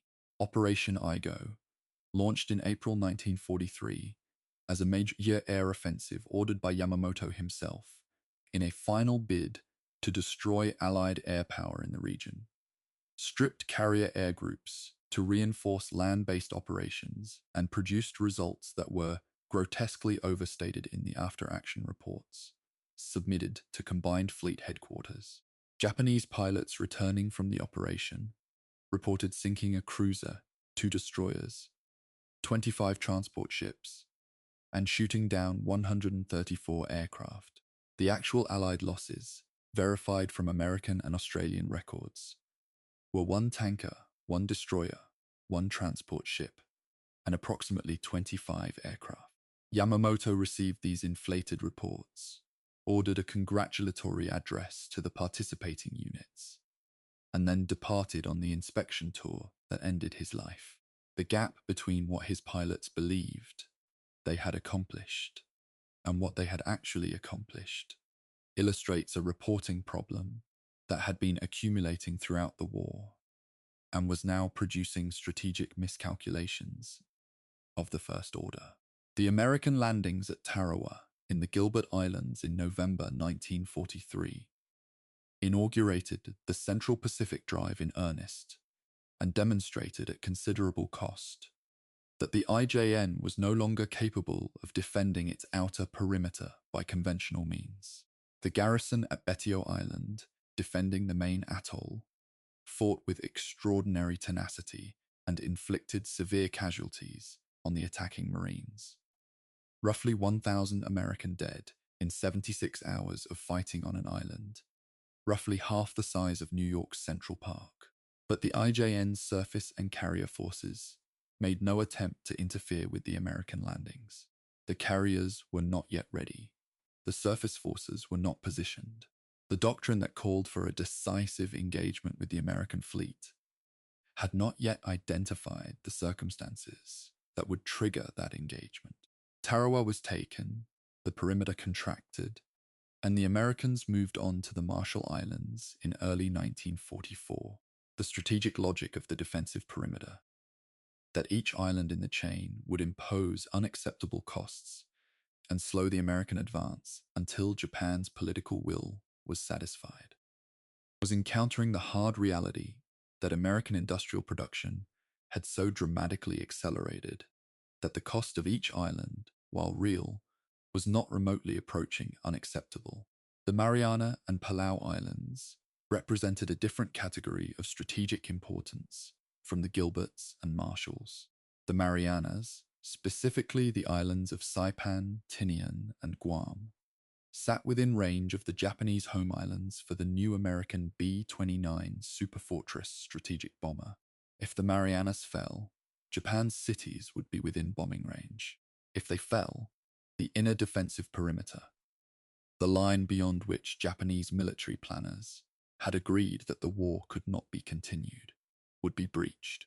In late 1943 and early 1944, Japanese naval strategists began developing a new operational concept, designated AGO, that would use land-based air power, pre-positioned across island airfields, combined with the reconstituted carrier force, to destroy the American carrier task forces when they advanced into the Philippine Sea. The concept was, in theory, sound.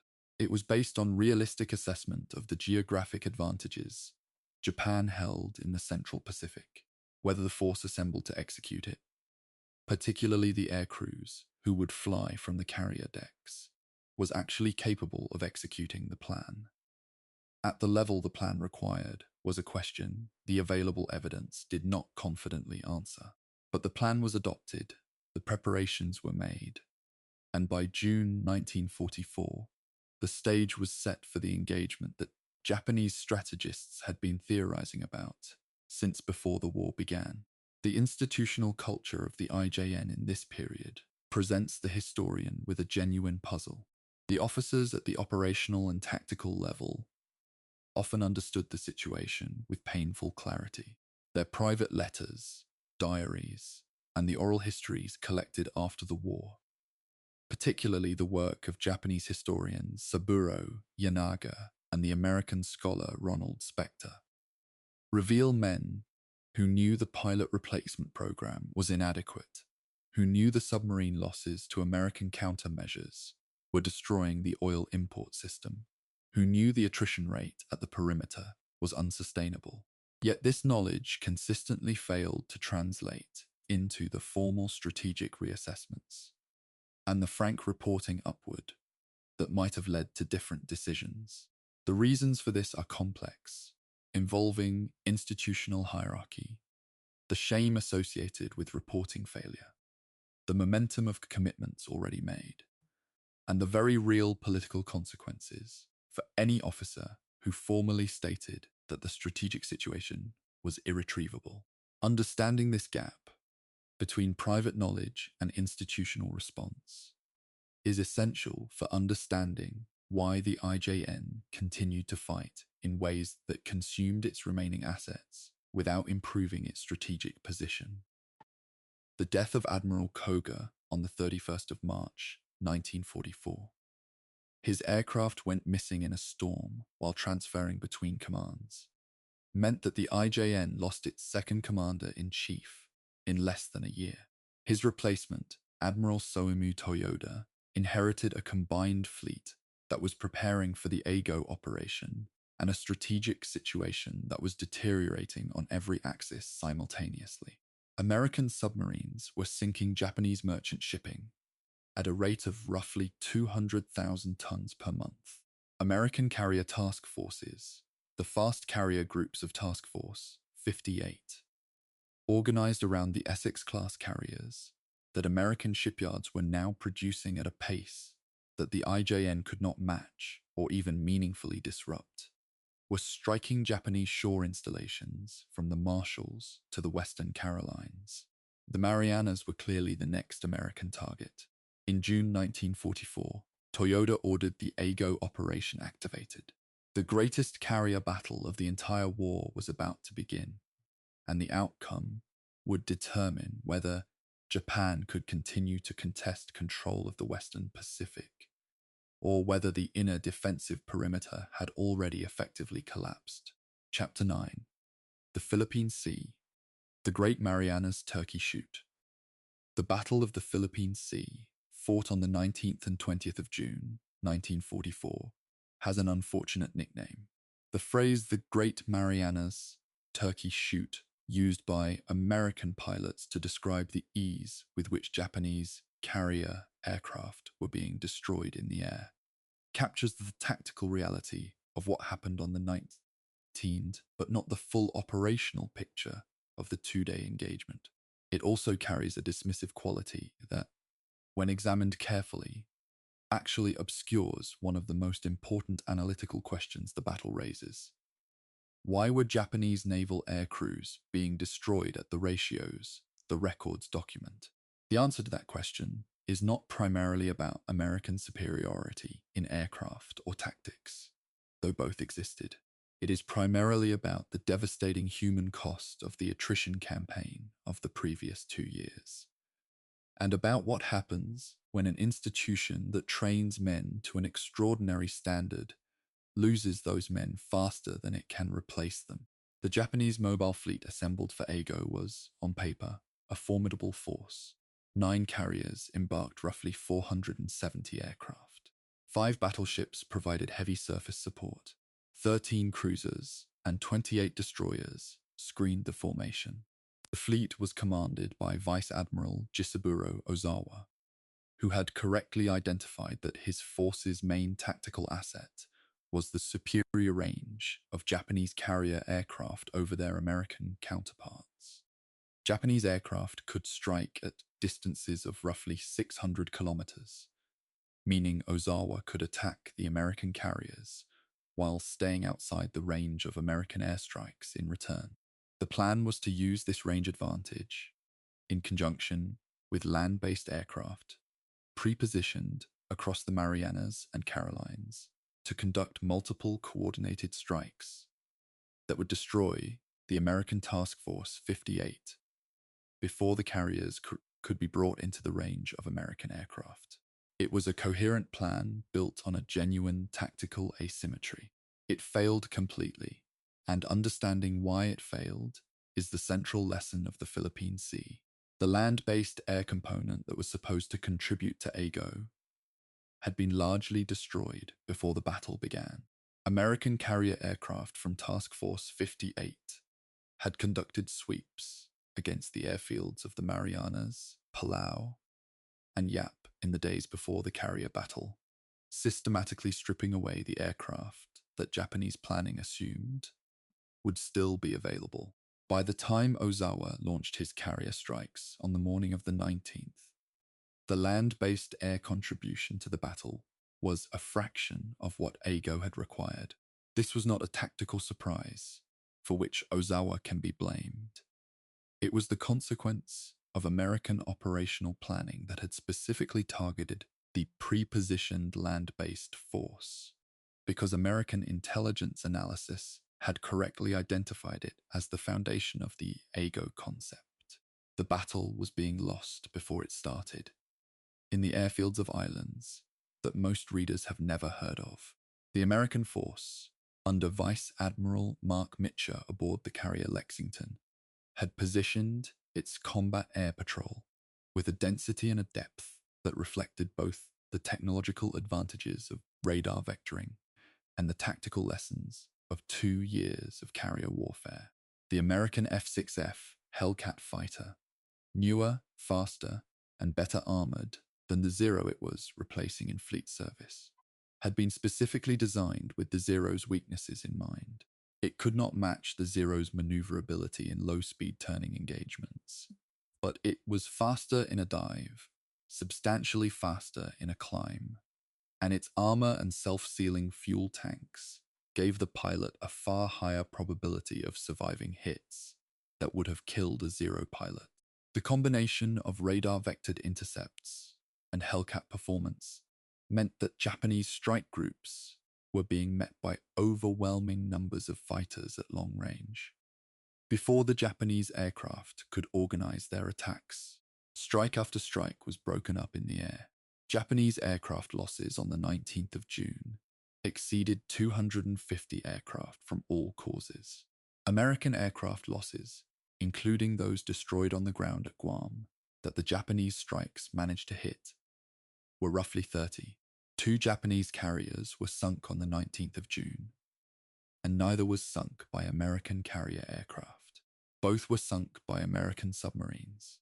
The Taiho, Ozawa's own flagship, the largest carrier in the IJN and brand new to the fleet, on her first combat operation, was struck by a single torpedo from the submarine USS Albacore early in the morning. The damage from the torpedo was not immediately fatal. The structural harm appeared manageable, but aviation fuel vapors allowed to spread through the ship by a damage control decision that remains somewhat obscure in the historical record, eventually ignited in a catastrophic explosion that destroyed the ship. Ozawa transferred his flag to a cruiser and continued directing the battle, initially unaware of the scale of the disaster unfolding around him. The fleet carrier Shokaku, a survivor of Coral Sea, the Guadalcanal campaign, and Santa Cruz, one of the original 6 carriers of the Kido Butai, was struck by 3 torpedoes from the submarine USS Kavala and sank that same afternoon. In a single day, 2 of the IJN's most valuable carriers had been sunk by submarines that the surface screen had failed to detect. On the 20th of June, Mitscher received updated intelligence on the location of the Japanese fleet and faced a command decision that has been examined in detail by American naval historians. The Japanese fleet was at the edge of range. Striking aircraft would likely not have sufficient fuel to return to the carriers after completing their attacks. It was late afternoon, which meant that a strike launched immediately would be recovering in full darkness. A dangerous and costly operation on carrier decks. Mitscher calculated the risks and ordered the strike launched. His message to the strike group, "Give them hell, boys. I wish I were with you," may or may not be precisely what he said, as the exact wording appears in different versions in the memoirs of different officers present.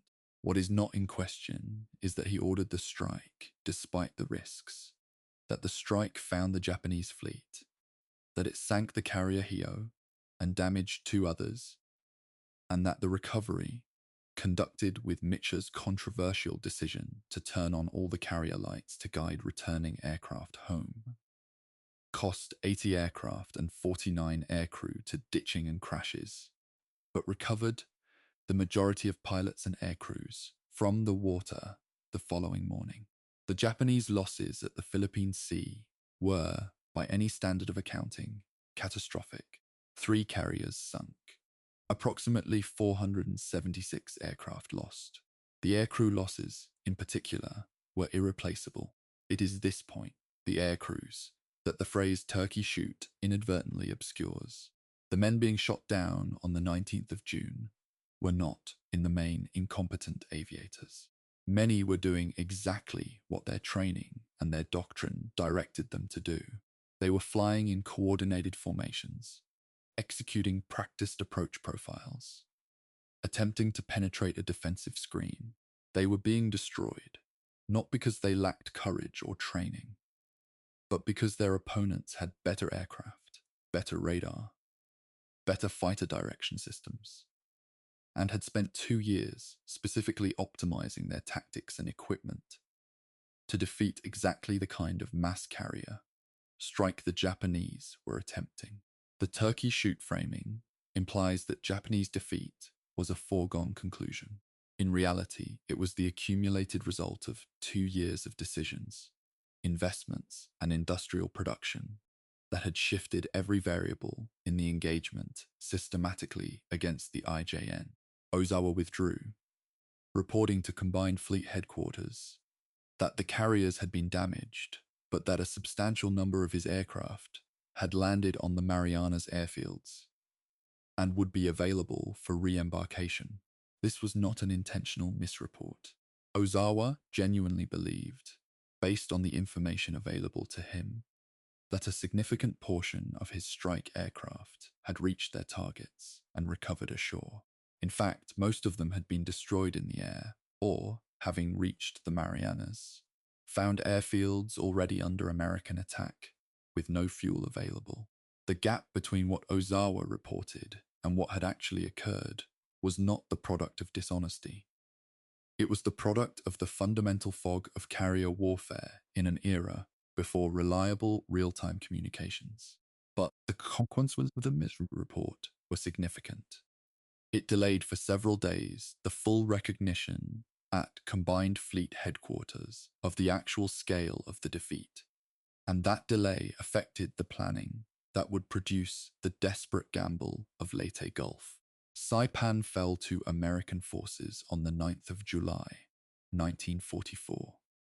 After 3 weeks of fighting that killed roughly 30,000 Japanese defenders and more than 3,000 American Marines and soldiers, the fall of Saipan triggered a political crisis in Tokyo of the first order. Prime Minister Hideki Tojo's government fell within days. The new government that replaced it understood, with clarity, that the Tojo cabinet had not consistently demonstrated that the war was being lost. What it did not have, could not have, given the institutional and political constraints under which it operated, was a workable path from that understanding to a negotiated end of the war. The military continued to plan for the decisive battle it had always sought.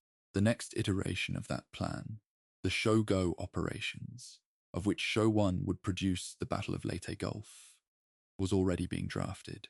The war continued, not because anyone in Japanese leadership genuinely believed Japan could win, but because the path to ending it was even more politically treacherous, domestically, than the path to continuing it. Chapter 10. Leyte Gulf, the largest naval battle in history. The Battle of Leyte Gulf, fought between the 23rd and the 26th of October, 1944, was the largest naval engagement in recorded history by virtually every standard of measurement. Total number of ships engaged, total tonnage, geographic extent, and duration. Japanese forces committed 4 carriers, 9 battleships, 19 heavy cruisers, 13 light cruisers, and 34 destroyers, essentially the entire remaining combat capability of the Imperial Japanese Navy. American and Australian forces that ultimately engaged in the various sub-engagements numbered around 217 warships. The battle took place across a stretch of Philippine waters, encompassing roughly 200,000 square kilometers. It requires understanding that it was not one battle, but 4 simultaneous and interrelated engagements, each with its own commanders, its own tactical situation, and its own outcome.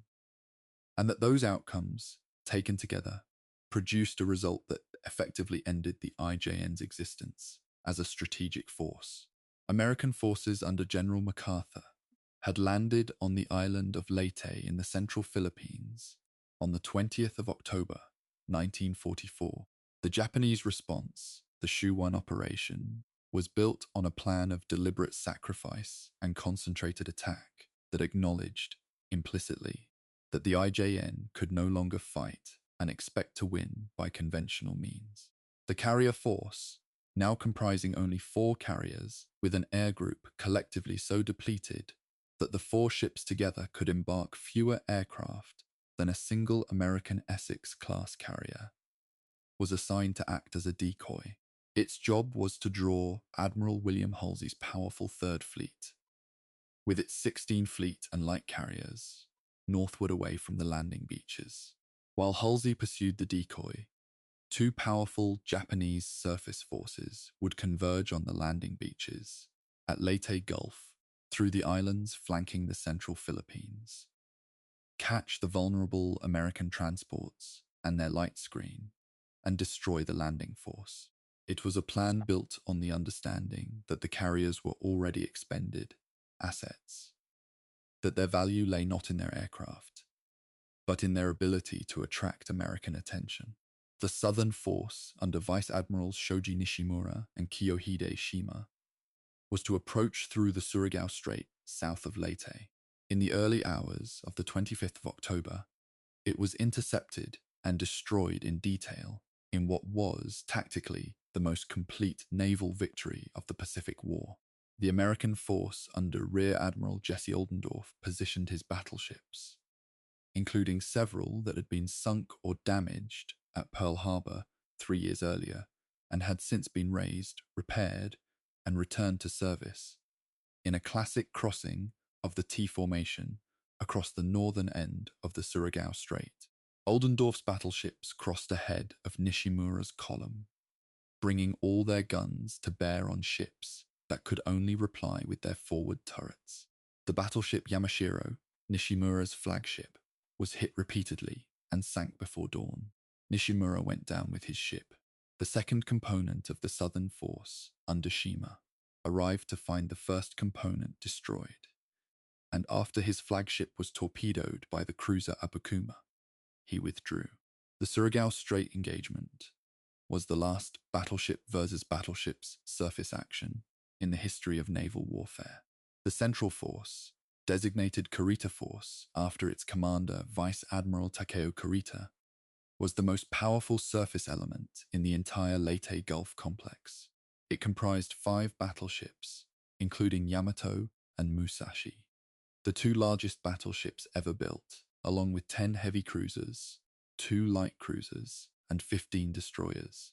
Its approach through the Sibuyan Sea, the Central Passage through the Philippine archipelago, brought it under sustained American carrier air attack on the 24th of October. Aircraft from the carriers of Halsey's Third Fleet struck the Central Force in multiple waves throughout the day. The battleship Musashi absorbed an estimated 19 torpedo hits and 17 bomb hits, before finally capsizing after a day-long ordeal, the largest number of hits ever documented on a warship in a single engagement, a testament to the extraordinary engineering redundancy built into a vessel of her displacement.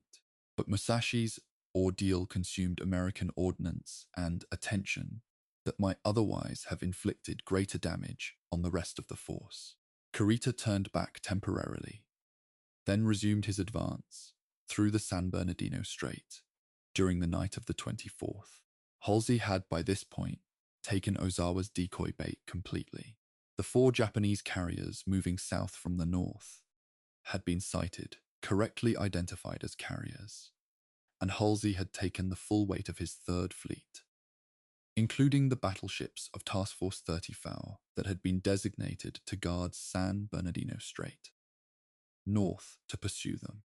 His reasoning was straightforward and, in retrospect, understandable. Carriers were the decisive instrument of naval power, and the Japanese carriers had to be destroyed. What he had not fully weighed was the possibility that those carriers might be near-empty decoys, and that the real threat was Kurita's battleships already threading through San Bernardino Strait. Nimitz, watching from Pearl Harbor, sent Halsey a message asking the location of Task Force 30 FAO. The message was padded with dummy phrases to confuse Japanese signals intelligence. And the padding on Nimitz's message, "The world wonders," was mistakenly left attached when Halsey received it, giving the query an inadvertently sharp tone that provoked a furious response. The exchange between Nimitz and Halsey on that October morning has been analyzed and reanalyzed in American naval circles ever since.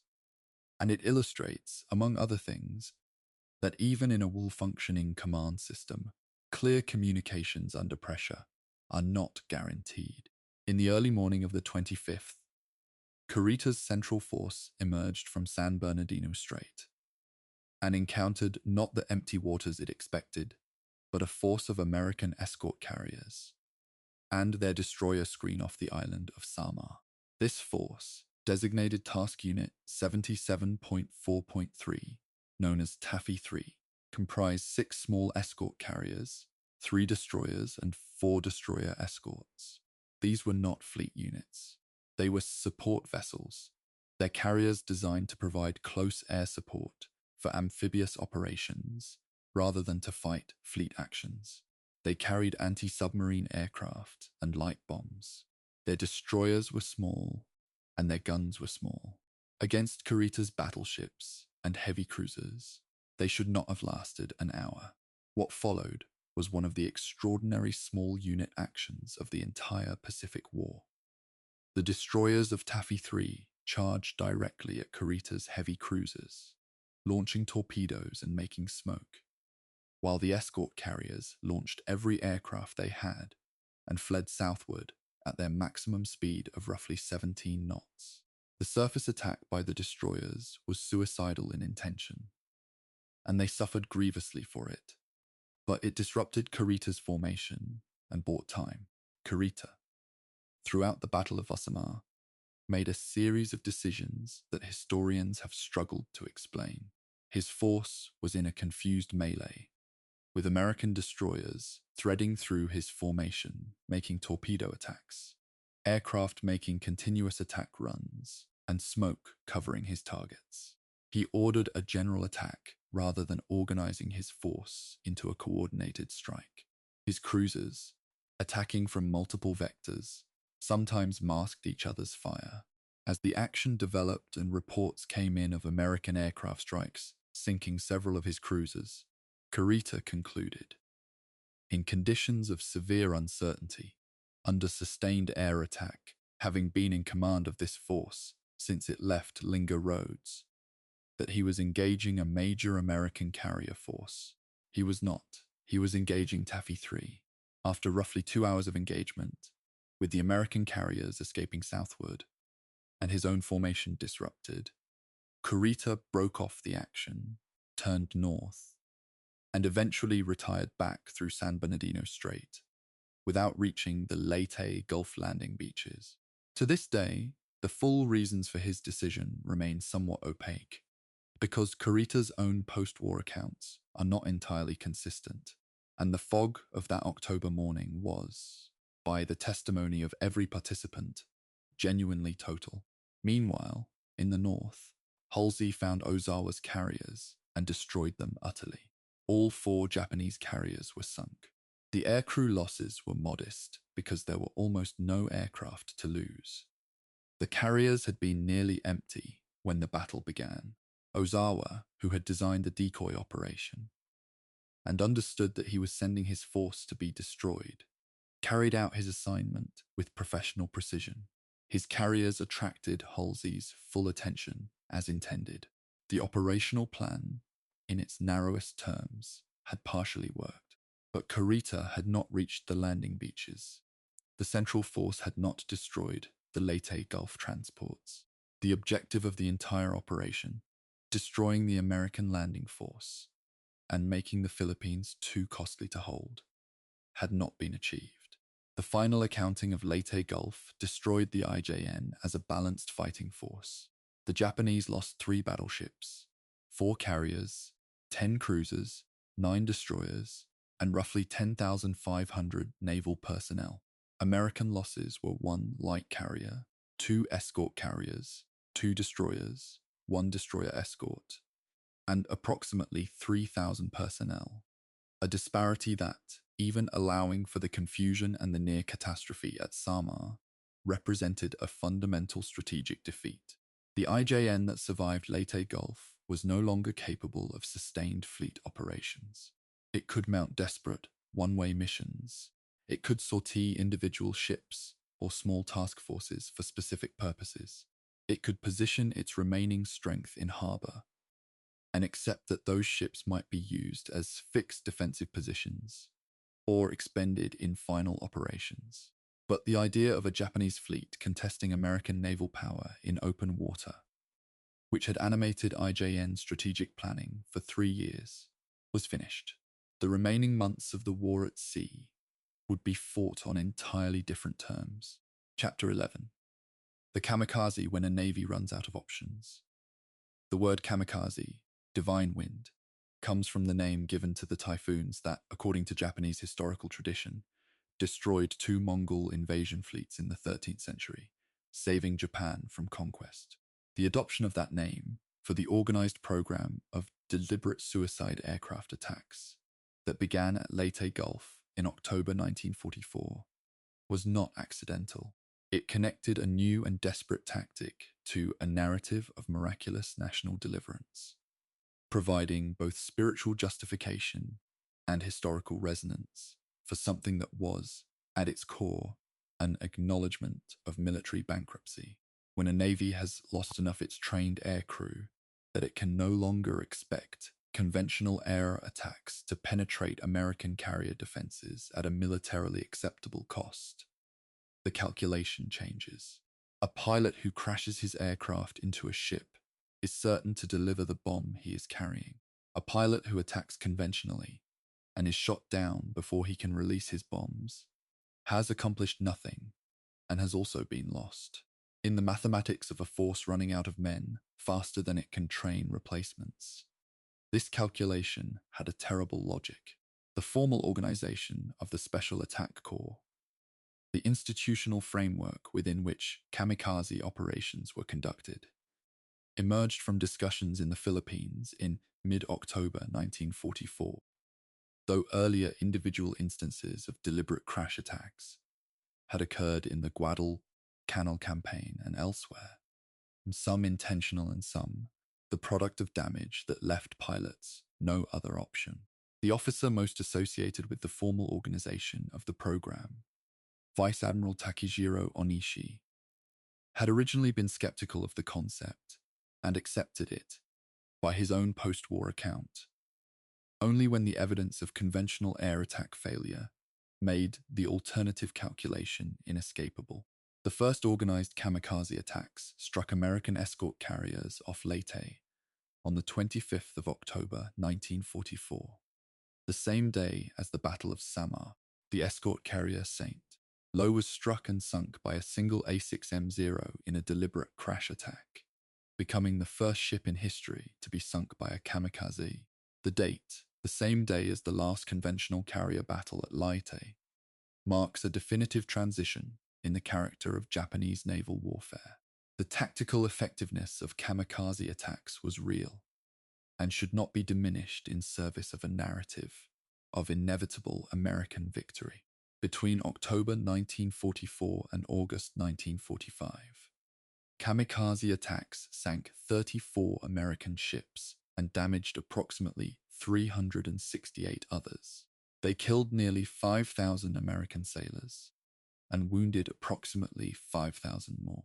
At Okinawa in the spring of 1945, the intensity of kamikaze operations, Operation Tengo, which deployed approximately 1,900 special attack sorties over the course of the campaign, inflicted more casualties on the United States Navy than any other campaign of the Pacific War.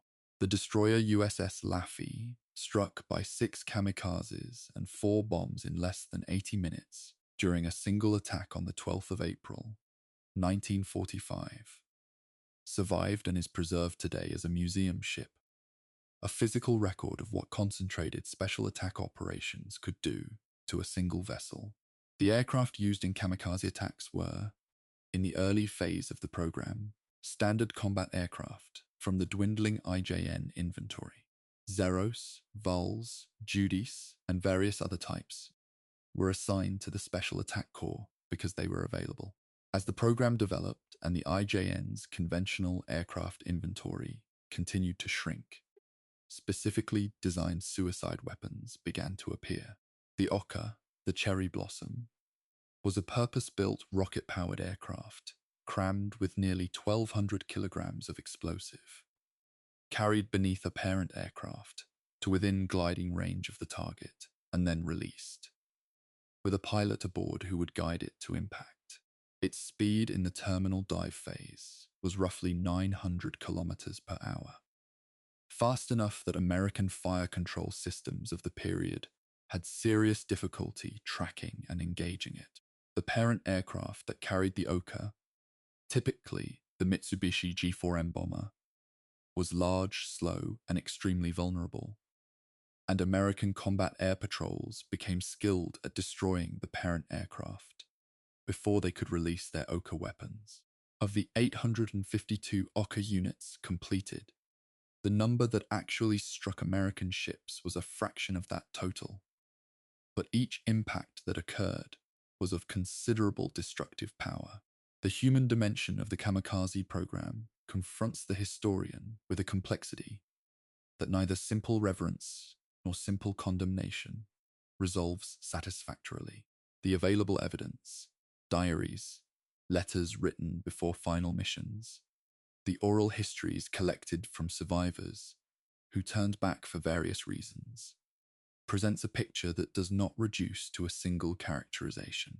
Some pilots who volunteered for special attack units did so with what appears to have been genuine willingness, driven by combinations of patriotism, religious belief, peer pressure, and the particular form of fatalism that can develop in men who have watched their friends die in large numbers over an extended period.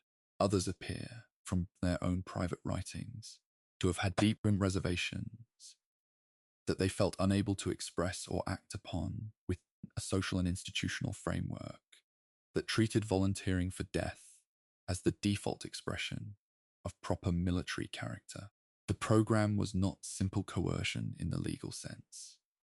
Pilots were not formally threatened with punishment for declining, but the social pressures that structured the voluntary nature of participation were powerful, enough that many historians prefer the more careful formulation that volunteers were produced, rather than simply found.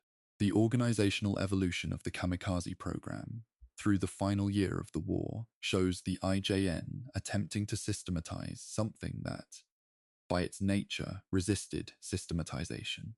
Dedicated training programs were established for special attack pilots, though the training was abbreviated compared to conventional pilot preparation, because the skills required were, in a grim practical sense, less complex. Navigation to a target, recognition of ship types, and the approach profile for an impact. These could be taught in weeks rather than years. Administrative procedures for the recording and reporting of special attack operations became increasingly formalized. Awards, ceremonies, and bureaucratic apparatus accreted around the program with a thoroughness that tells you something about how deeply the institution had committed to the concept. By the spring of 1945, the kamikaze was not an emergency measure, but a primary weapons system, built into operational planning as the main instrument by which Japan intended to make the invasion of the home islands prohibitively costly for American forces. The Battle of Okinawa, from the 1st of April to the 22nd of June, 1945, was the largest amphibious assault of the Pacific War and the engagement in which kamikaze operations reached their highest intensity. 10 coordinated kamikaze operations, designated Kikusi, floating chrysanthemum, were launched during the campaign, each comprising between 100 and 535 aircraft from the home islands. American radar picket destroyers, positioned far forward to provide early warning of incoming attacks, bore the heaviest burden. These destroyers, sitting alone or in pairs, miles ahead of the main fleet, with advance warning of attacks but inadequate defensive firepower to stop massed assaults, suffered casualties that were, by American Pacific War standards, severe. 15 picket destroyers were sunk. Another 44 were damaged heavily enough to require significant repairs. The sailors who served on the picket line at Okinawa knew the role they were being asked to play and performed it with a steadiness that the casualty figures only partially capture. The sortie of the battleship Yamato on the 6th of April, 1945, was the IJN's surface expression of the same logic that had produced the kamikaze program. Yamato departed Tokuyama with enough fuel for a one-way passage to Okinawa, where she was to beach herself and serve as a fixed artillery battery supporting the Okinawa garrison, while also, in the planning documents, theoretically serving as a rallying point that might attract enough American attention to affect the broader battle.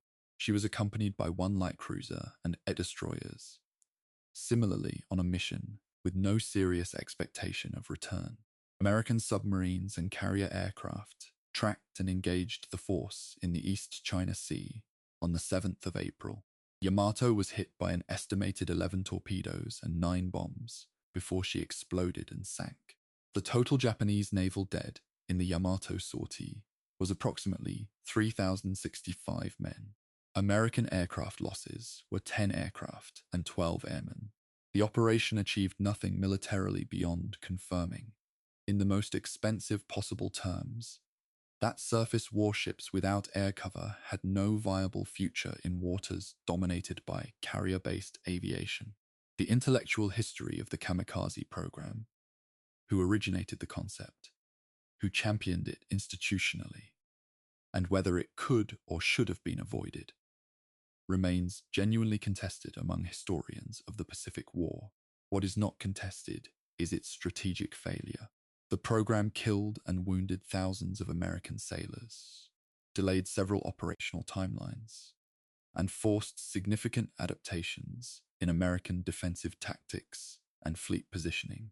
What it could not do, given the industrial and numerical superiority the United States brought to bear in the final year of the war, was alter the fundamental direction of the conflict.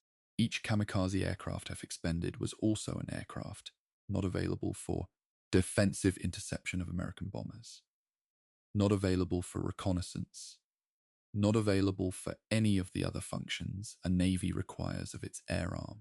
The logic of special attack operations, pursued to its conclusion, was a logic of total expenditure, of consuming the remaining capacity of a service in individual strikes, without the ability to regenerate what was being spent. By the summer of 1945, the IJN had spent nearly everything it had. Chapter 12, Under the Waves, the Japanese Submarine Campaign and its Failures. The story of the Imperial Japanese Navy's submarine force between 1941 and 1945 is, in one sense, a story of unrealized potential, a narrative of what might have been done with a powerful and technically capable arm that was systematically misused by the strategic doctrine under which it operated.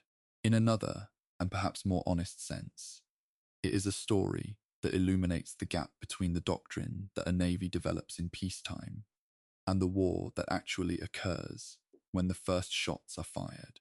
The IJN entered the war with 67 fleet submarines of generally high quality, many of them larger, faster, and with longer range than their German or American counterparts. Their torpedoes, when they worked, were effective. Their crews were disciplined and determined, and for the first year of the war, they contributed to operations in ways that occasionally bordered on brilliant. What they never did, with the consistency and the strategic direction that the situation demanded, was what the American submarine force was doing against Japan, hunting merchant shipping, strangling supply lines, and grinding the enemy's logistical capacity to dust from beneath the surface of the ocean. The doctrinal decision to assign Japanese submarines primarily to fleet support and fleet interdiction roles, rather than commerce raiding, had roots that went deep into the IJN's institutional history and its conception of how naval wars were decided. The decisive battle doctrine, as we discussed in an earlier chapter, posited that naval wars were settled by engagements between main battle fleets. Submarines, in this framework, were instruments for weakening the enemy battle line before the decisive engagement. Scouting for the fleet, picking off damaged vessels after a surface action, reducing the numerical advantage of the American fleet through attrition in the weeks before the great final battle. Commerce raiding, by contrast, was a slow, grinding, indirect form of warfare that operated on an entirely different timescale, one measured in months and years rather than days and hours, one that produced results that did not directly contribute to the decisive battle doctrine's requirements. The German experience with unrestricted submarine warfare in the First World War was known to Japanese naval planners, but it was categorized as a form of warfare appropriate to Germany's geographic situation.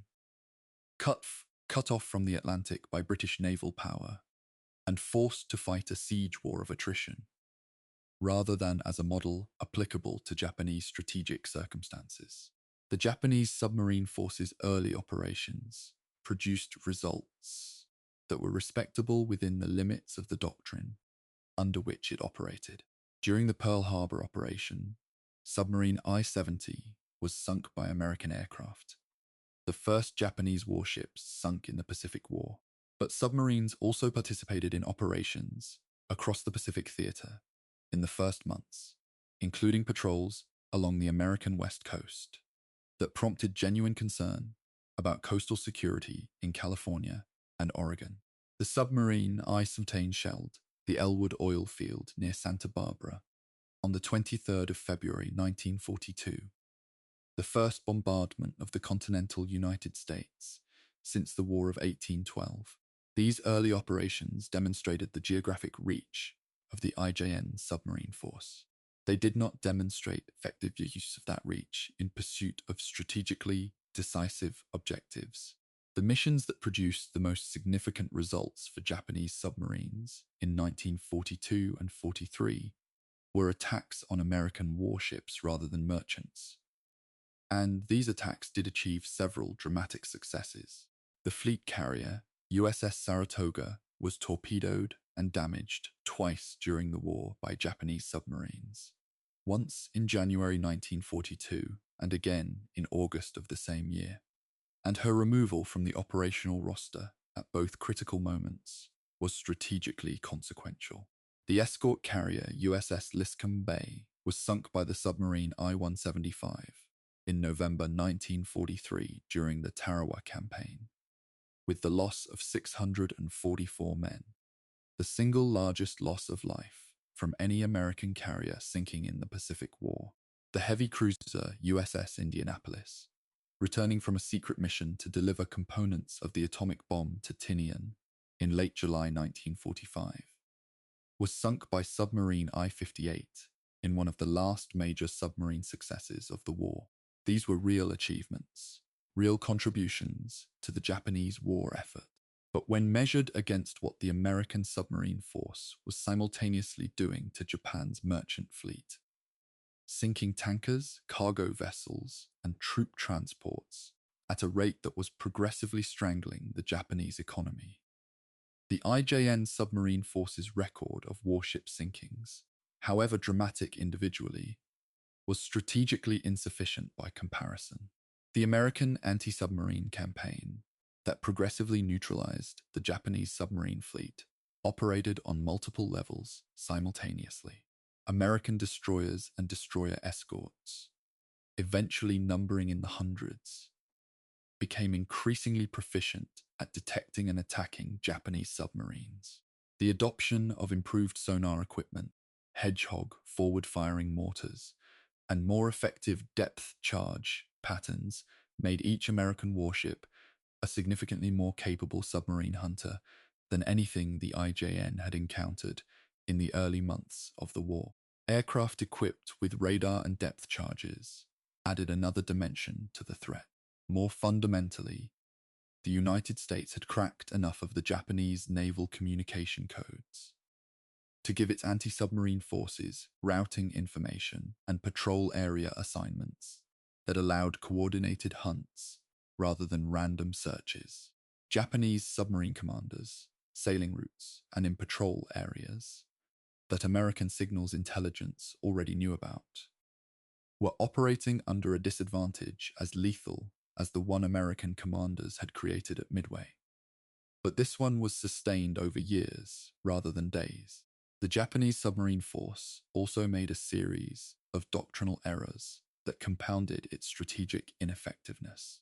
Japanese fleet submarines were large, many displacing more than 2,000 tons surfaced, and this size gave them excellent range and habitability for long patrols. But it also made them easier to detect by sound, and, in shallow coastal waters, more difficult to maneuver. More significantly, Japanese submarine doctrine placed a very high premium on the crew surviving the attack. The preferred Japanese submarine attack profile involved a firing solution developed from periscope depth, a torpedo salvo, and an immediate deep dive to avoid counterattack, which meant that Japanese submarine commanders rarely stayed to assess results, rarely pursued convoys for multiple attacks, and consistently reported less than the full potential of their weapons. American submarine doctrine, by contrast, had evolved toward aggressive surface attacks at night, sustained pursuit of convoys, and multiple-day engagements. The difference in aggressiveness, partially cultural, partially doctrinal, partially a function of the different strategic tasking each force had been given, produced a significant difference in results. The I-400 class submarines deserve specific mention because they represent one of the IJN's more genuinely innovative responses to the limitations of conventional submarine warfare, and because their story has a particular quality of tragic futility that crystallizes the broader arc of Japanese naval development in the final years of the war. The I-400 class were submarine aircraft carriers, the largest submarines built by any nation during the Second World War, each displacing more than 6,000 tons submerged and capable of carrying 3 folding-wing Sierran floatplane bombers in a watertight hangar forward of the conning tower. The concept was to use the submarine's ability to approach undetected to carry aircraft within range of targets, otherwise inaccessible to Japanese air power, specifically the Panama Canal locks, whose destruction would have seriously complicated American fleet operations between the Atlantic and Pacific. The design was genuinely remarkable. The aircraft could be assembled and launched in a period of around 30 minutes, a feat of engineering that required years of development. 3 I-400 class submarines were completed. They were assigned to a mission that changed multiple times in their brief operational history, eventually being directed toward Operation Arashi, an attack on the American fleet anchorage at Ulithi Atoll in the Caroline Islands. They were en route when Japan surrendered. They never fired a shot in anger. Their existence was not confirmed to the American public until after the war ended, when the submarines themselves were surrendered and inspected, producing astonishment among American naval engineers that Japanese submarine technology had reached this level. The strategic failure of the Japanese submarine force is sometimes attributed to the individual commanders who made specific doctrinal decisions, and sometimes to the broader institutional framework that assigned those commanders their missions. Both levels of analysis are valid, but neither quite captures the deepest explanation. The deepest explanation is that the IJN's submarine force was a powerful instrument in search of a strategic doctrine that Japanese naval thinking had never fully developed, because the decisive battle doctrine had crowded out the systematic thinking about sustained strategic interdiction that submarine warfare requires.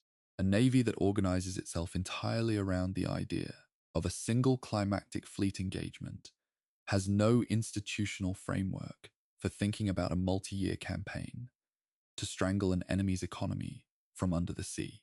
When the situation demanded exactly that kind of thinking, when it became clear that the decisive battle was not going to occur on Japan's terms, if at all, the submarine force had neither the doctrine, the training emphasis, nor the command culture to pivot to the strategy that might, if applied from the beginning of the war with American intensity and American numbers, have complicated the Allied war effort far more seriously than it did. By 1944, American anti-submarine operations were sinking Japanese submarines, at a rate that the IJN's construction program could not replace. The total Japanese submarine force shrank from its wartime peak of roughly 170 vessels to an operationally effective strength by early 1945. That was a fraction of that number. The surviving submarines were increasingly assigned to supply missions, carrying food, medicine, and ammunition to isolated island garrisons that surface ships could no longer reach, a role that used the one capability submarines retained, stealth, for logistical purposes that were strategically marginal.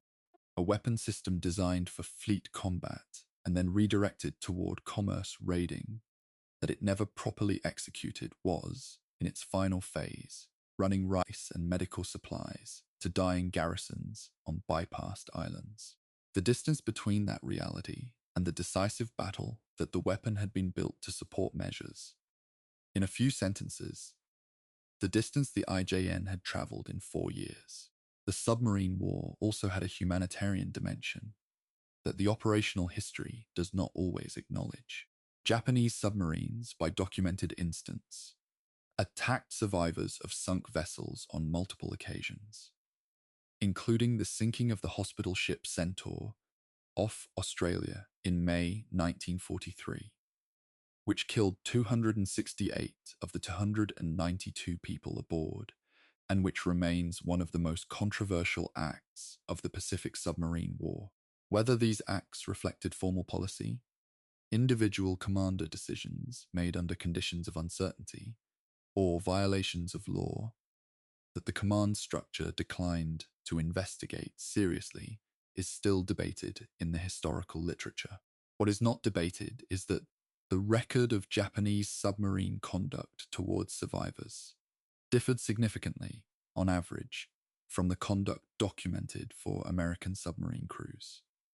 A difference that subsequent war crimes proceedings addressed in part and historical scholarship has continued to examine. By the summer of 1945, the IJN's submarine force was a shadow of what it had been in December 1941. The submarines that remained were largely confined to the waters around the Japanese home islands. Their operational radius restricted by fuel shortages, their missions constrained by the near-total dominance of American anti-submarine forces across the broader Pacific theater.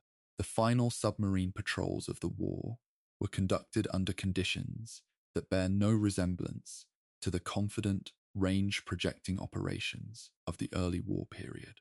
The story of the IJN submarine force is therefore, finally, a story about the limits of tactical capability, divorced from strategic coherence, a reminder that a navy can possess genuinely impressive weapons systems and genuinely capable personnel, and still fail to use them in ways that match the demands of the war it is actually fighting. Chapter 13.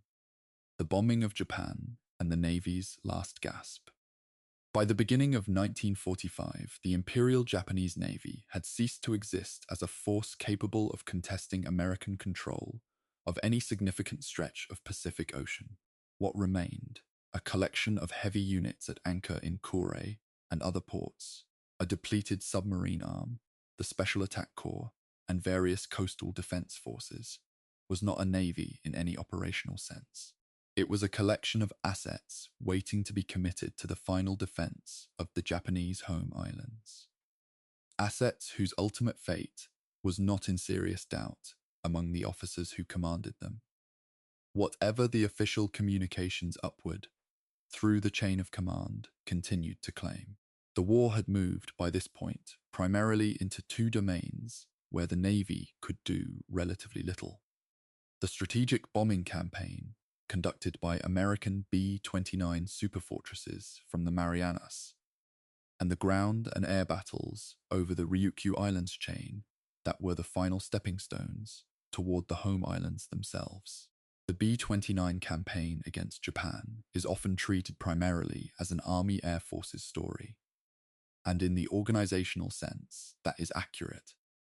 The 20th Air Force, and then the 8th Air Force transferred from Europe, conducted the strategic bombing under the command authority of General Curtis LeMay, not of any naval officer.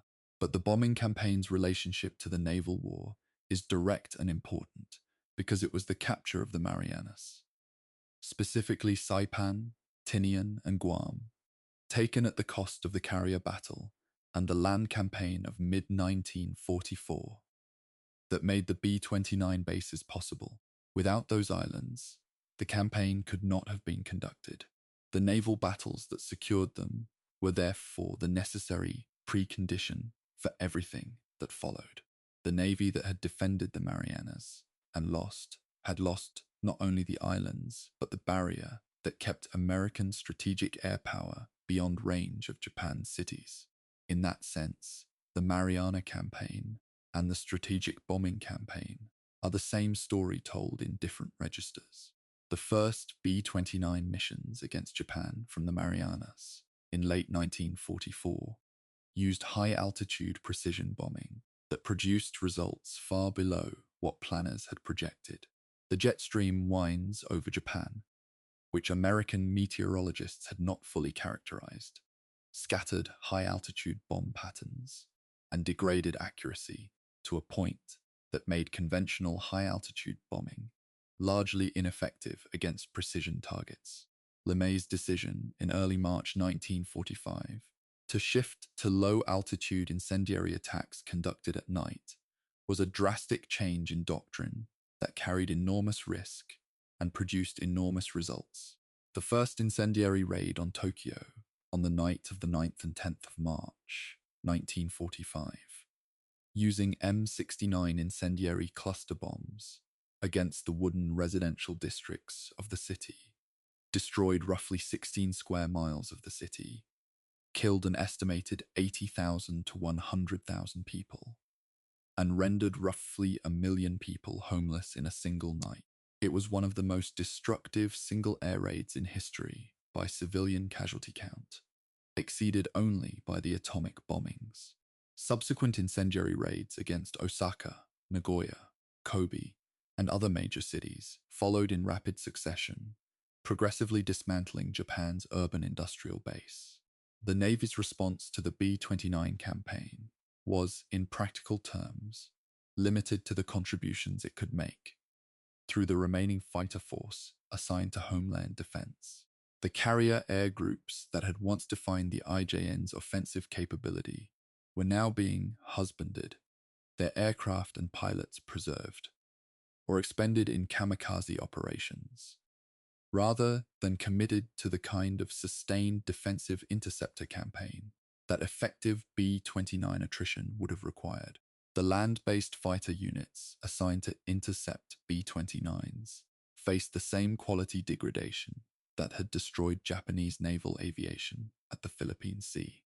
The experienced pilots who might have prosecuted an effective B-29 interception campaign were mostly dead, and their replacements, however willing, had neither the aircraft performance nor the training to consistently engage B-29s, operating at altitudes and speeds that stretched the performance envelope of available Japanese interceptors.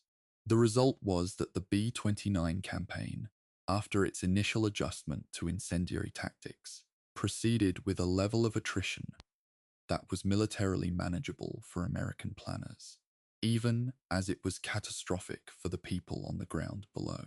The final surface sortie of the IJN's remaining heavy forces, the Yamato operation of April 1945, which we discussed in the previous chapter on the kamikaze, was embedded in the broader operational context of the Okinawa campaign and the Tengo special attack operations.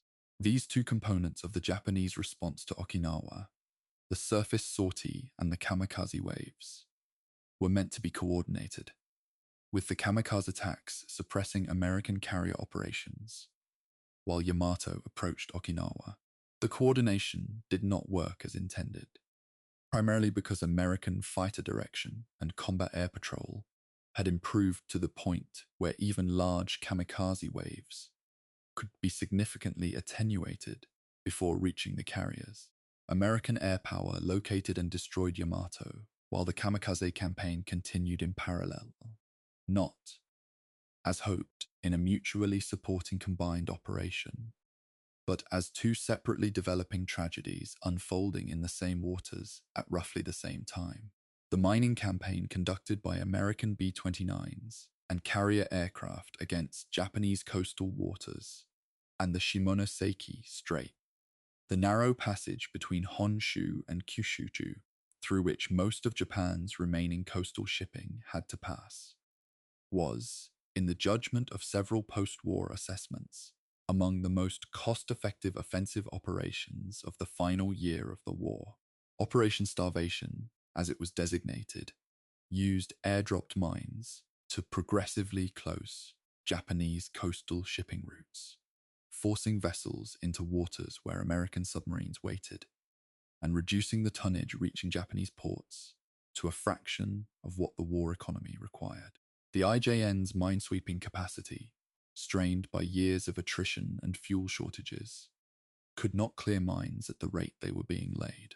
The industrial consequence was that by the summer of 1945, Japanese war production was being strangled not only from above by B-29s, but from below by mines and submarines working in combination.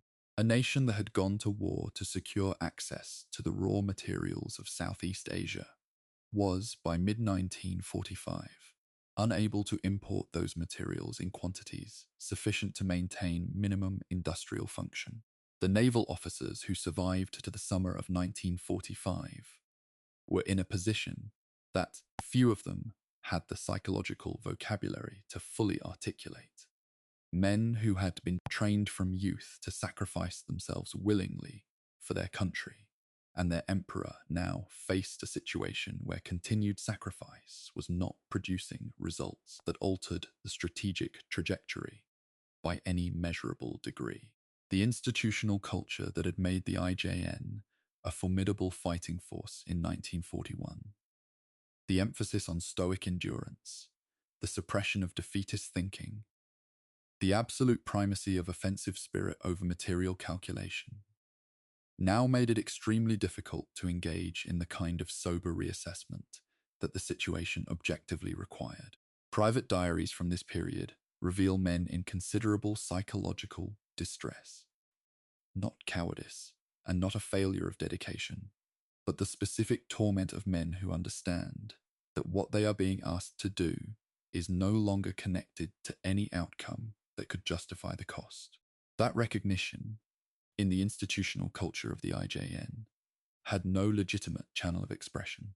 It could only be written in private, in ink that was never meant to be read by history. The American planning for the invasion of the Japanese home islands. Operation Downfall, comprising Operation Olympic against Kyushu in November 1945, and Operation Coronet against the Honshu Plain in March 1946, assumed Japanese resistance of extraordinary intensity, precisely because the pattern of the island campaigns had consistently shown that Japanese defensive forces fought to near atoll annihilation, rather than surrendering when the tactical situation became hopeless. American casualty estimates for downfall varied widely depending on the assumptions used. But the operational planners were preparing for a campaign that might produce American casualties in the hundreds of thousands, and Japanese military and civilian casualties in the millions. The IJN's contribution to the downfall resistance plans, which existed and were being actively developed right up to the moment of surrender, was the commitment of approximately 5,000 special attack aircraft, the remaining surface units as fixed coastal defense platforms, and the shallow water midget submarine and human-guided torpedo forces that had been built specifically for the anticipated invasion. The IJN was going to die defending its home waters, and it knew this, and it had organized what remained of itself around that specific purpose. The atomic bombings of Hiroshima on the 6th of August, 1945, and Nagasaki on the 9th, and the Soviet declaration of war against Japan on the 8th of August, created the conditions under which the Japanese government could move towards surrender in a way that the conventional bombing campaign alone had not. The role of each of these three factors, the atomic bombs, the Soviet entry, and the sustained conventional bombing, in producing the Japanese decision to surrender, remains a subject of genuine historiographical debate, with serious scholars disagreeing substantially about the relative weight to assign each element. What is not in debate is the outcome. On the 15th of August 1945, Emperor Hirohito broadcast to the Japanese nation the rescript announcing acceptance of the Potsdam Declaration. The war was over. The formal surrender ceremony took place on the 2nd of September 1945 aboard the American battleship USS Missouri in Tokyo Bay. Representatives of the Imperial Japanese Navy signed the surrender documents alongside their army counterparts. The navy that had launched from Hitokapu Bay 3 years and 9 months earlier had fought to the limit of what its resources, its doctrine, and its human endurance could sustain, and it had been defeated comprehensively. Chapter 14. The Human Cost, Men, Machines, and What Was Lost Numbers in Naval History carry a double burden. They are the most honest language available for describing the scale of events, too large for any individual witness to encompass. The total tonnage sunk, the aggregate aircrew dead, the combined naval personnel who never came home. But they are also, in their efficiency, a kind of concealment. A figure representing the total Japanese naval dead between 1941 and 1945. Estimates range from approximately 400,000 to well over 500,000 men. Though no definitive audit of Japanese military personnel records has been possible, given the destruction of records during and after the war, conveys a scale of loss that the human mind, confronted with it directly, cannot truly absorb. The numbers in this chapter are therefore offered not as the primary substance of the history, but as coordinates around which the human reality can be organized. The coordinates are accurate. The reality they point toward is much larger.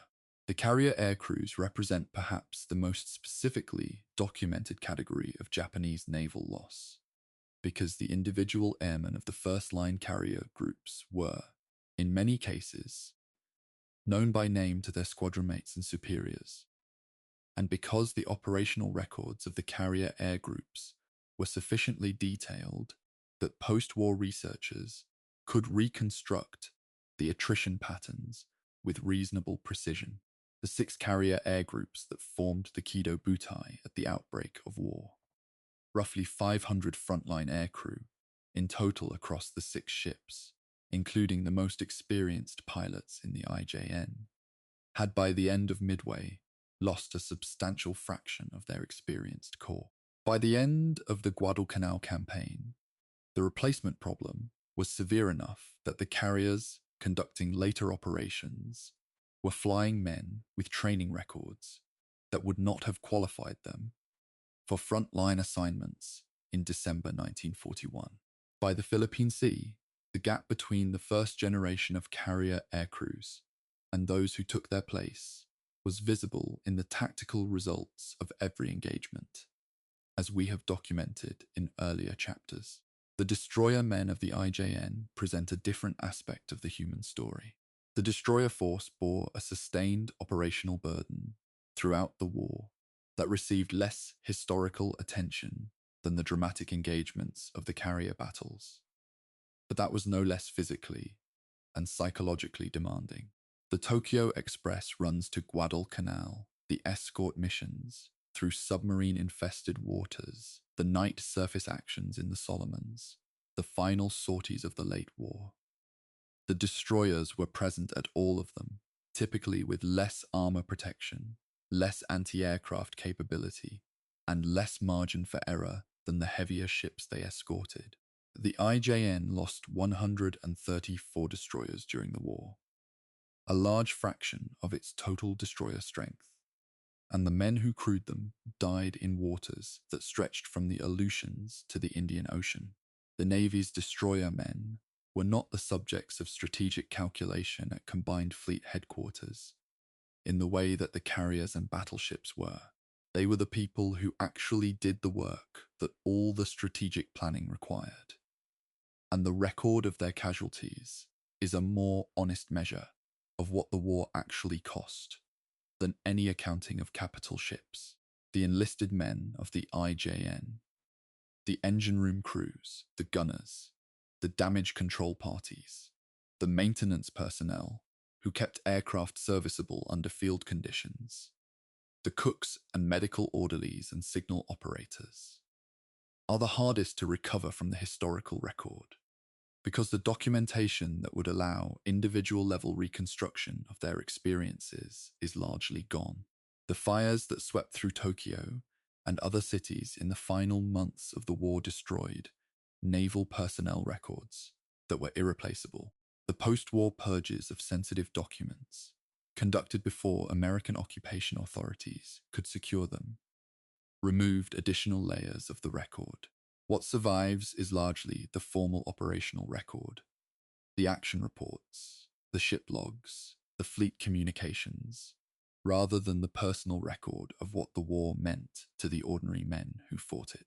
Japanese oral history projects conducted in the decades after the war have partially filled this gap, but the coverage is uneven, and the passage of time has made systematic reconstruction impossible. The ships themselves, the material expression of decades of Japanese naval investment and ambition, had their own post-war fate that deserves acknowledgement. The Yamato and Musashi, the two largest battleships ever built, both lie on the floor of the Pacific, Musashi in the Sibuyan Sea, at a depth of roughly 1,000 meters, and Yamato in the East China Sea, at a depth of approximately 340 meters. The wreck of Musashi was located by a private expedition in March 2015. The wreck of Yamato having been found earlier by Japanese researchers and investigated over multiple dive expeditions. The surviving Japanese carriers, those that had not been sunk in battle, were sunk by American aircraft at their moorings in Kure Harbor in the air attacks of July 1945, or were scuttled, or were surrendered and subsequently sunk in post-war weapon tests. None survived to become museum ships. Of the great carrier force that had launched from Hitakapu Bay, not a single vessel exists above water in any form. The entire physical record of the Kido Butai is beneath the sea. The civilian populations of Japan bore a cost that the naval history, focused on military operations, can only gesture toward.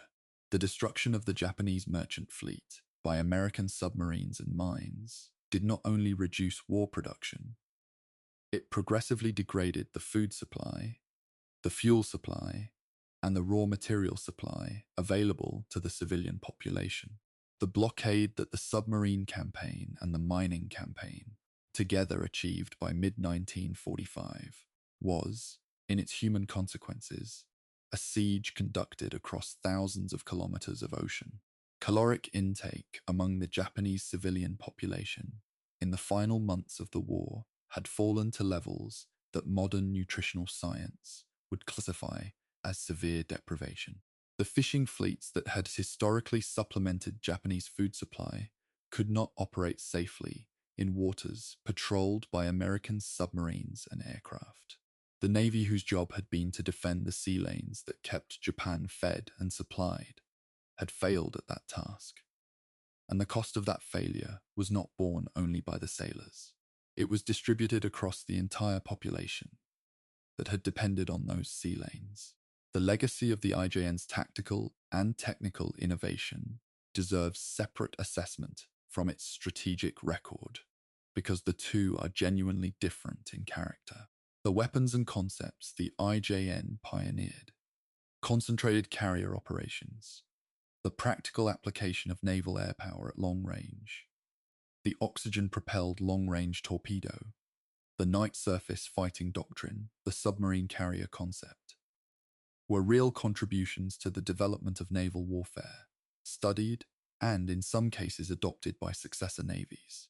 American naval aviation doctrine after the war was built substantially on the lessons learned from fighting the IJN. American submarine doctrine incorporated what the Pacific War experience had demonstrated about commerce raiding. The irony of that transmission, of the defeated Navy's tactical innovations being absorbed into the doctrine of the victorious Navy, is one of the stranger features of military history's tendency to recycle knowledge across adversarial lines. In a narrow, technical sense, the IJN's ideas outlived the institution that produced them. The officers who survived the war and lived into the post-war period generally carried their service quietly, in a society that was formally prohibited by the occupation authorities from celebrating military history. And that was, in any case, processing a defeat too total and a cost too enormous for comfortable public commemoration. The memoirs and oral histories that emerged over subsequent decades were often written with a reticence that made them difficult to interpret, their authors navigating between personal loyalty to comrades who had died, the need to acknowledge institutional failures with sufficient honesty to be credible, and the constraints of living in a society that had not yet fully developed its framework for discussing what the war had been and what it had meant. The historical literature produced by Japanese naval veterans in the decades after the war, including the multi-volume accounts compiled by former naval officers in the 1960s and 70s, is an important primary source precisely because of its limitations, as well as its strengths, its omissions as telling as its inclusions. The families of the dead, the wives and parents and children who received the formal notifications, and then, in many cases, waited decades to learn even the approximate location where their family members had died, occupy the largest space in this human accounting, and the one for which written history is least equipped. A naval war fought across millions of square miles of open ocean produces a category of loss that is geographically irretrievable in a way that land battles do not. There are no graves. There are no marked sites. The sea that received the dead of the Philippine Sea and the Solosons and the Sibuyan Sea and the East China Sea is no different in appearance from the sea that received no one. The official memorial at Chidorigafuchi in Tokyo and the various prefectural and municipal memorials erected across Japan in the post-war decades provide sites of commemoration for families who needed somewhere specific to direct their grief. Whether those sites adequately serve the scale of what they are meant to memorialize is a question that each visitor must answer privately. Chapter 15: Lessons, Legacy, and what the Japanese Navy means today. History that ends without reflection is merely chronicle. The events we have covered across these 15 chapters, the Pearl Harbor strike, the blitzkrieg of the first 6 months, the turning point at Midway, the grinding attrition of the Solomons, the structural collapse of 1943 and 44, the final desperate operations of 1945, have been described as faithfully as the sources allow, in terms of what happened and why. The question that remains is the harder one. What does this history mean? And what does it still have to teach people who live in a world where the Pacific War ended 80 years ago, where the ships and most of the men are gone, and where Japan and the United States have been allies, not adversaries, for most of the intervening time? The first and most durable lesson the IJN's history offers is about the relationship between tactical excellence and strategic coherence. The Imperial Japanese Navy was, in multiple specific domains, genuinely excellent. Its carrier aviation doctrine was pioneering. Its torpedo technology was world-leading. Its destroyer night fighting capability was, for 2 years, superior to anything the United States could field against it. Its officers were educated to a demanding standard, and its enlisted men were disciplined and resilient. None of this excellence saved it, because the strategic framework within which all this excellence operated was incoherent. The decisive battle doctrine did not match the war that actually unfolded. The commerce raiding mission that the strategic situation demanded was never fully assigned to the submarine force that could have executed it. The institutional culture that produced outstanding warriors simultaneously produced an inability to honestly assess deteriorating situations and adapt in time. Tactical excellence embedded in strategic incoherence is not a path to victory. It is a path to a slower, more impressive defeat. The second lesson concerns the relationship between industrial capacity and military power. And it is a lesson that the Pacific War demonstrated with a statistical bluntness that makes it difficult to argue around. The United States outproduced Japan in naval construction during the war by ratios that were not competitive. They were annihilating. American shipyards produced more than 24 Essex-class fleet carriers during the war. Japan completed approximately 17 carriers of all classes across the same period, most of them conversions or light carriers rather than fleet units. American aircraft production in 1944 alone exceeded Japan's total aircraft production for the entire war. American submarine construction vastly outpaced Japanese submarine losses. The lesson that military power in industrial age warfare rests ultimately on the factory floor as much as the officers' mess was not new in 1941. Every serious strategist knew it. The IJN's planning documents acknowledged it in their own terms. What they failed to do was allow that acknowledgement to translate into a realistic assessment of what Japan could achieve against an opponent of that industrial scale. Understanding a constraint and adjusting your ambitions accordingly are two very different things, and the gap between them is where the IJN's strategic history ultimately came to rest. The third lesson is about the cost of institutional cultures that struggle to process bad news. This is perhaps the most transferable of the lessons this history offers, because it applies beyond military institutions to any large organization that develops strong internal cultures around performance expectations, hierarchy, and the social penalties for acknowledging failure. The IJN's problem that bad news was systematically filtered, softened, and sometimes fabricated as it traveled up the chain of command was not unique to Japan or to military organizations. It is a recurring feature of institutions where the cost of delivering unwelcome information to superiors is high enough that the subordinates who possess that information make rational individual calculations in favor of optimistic reporting.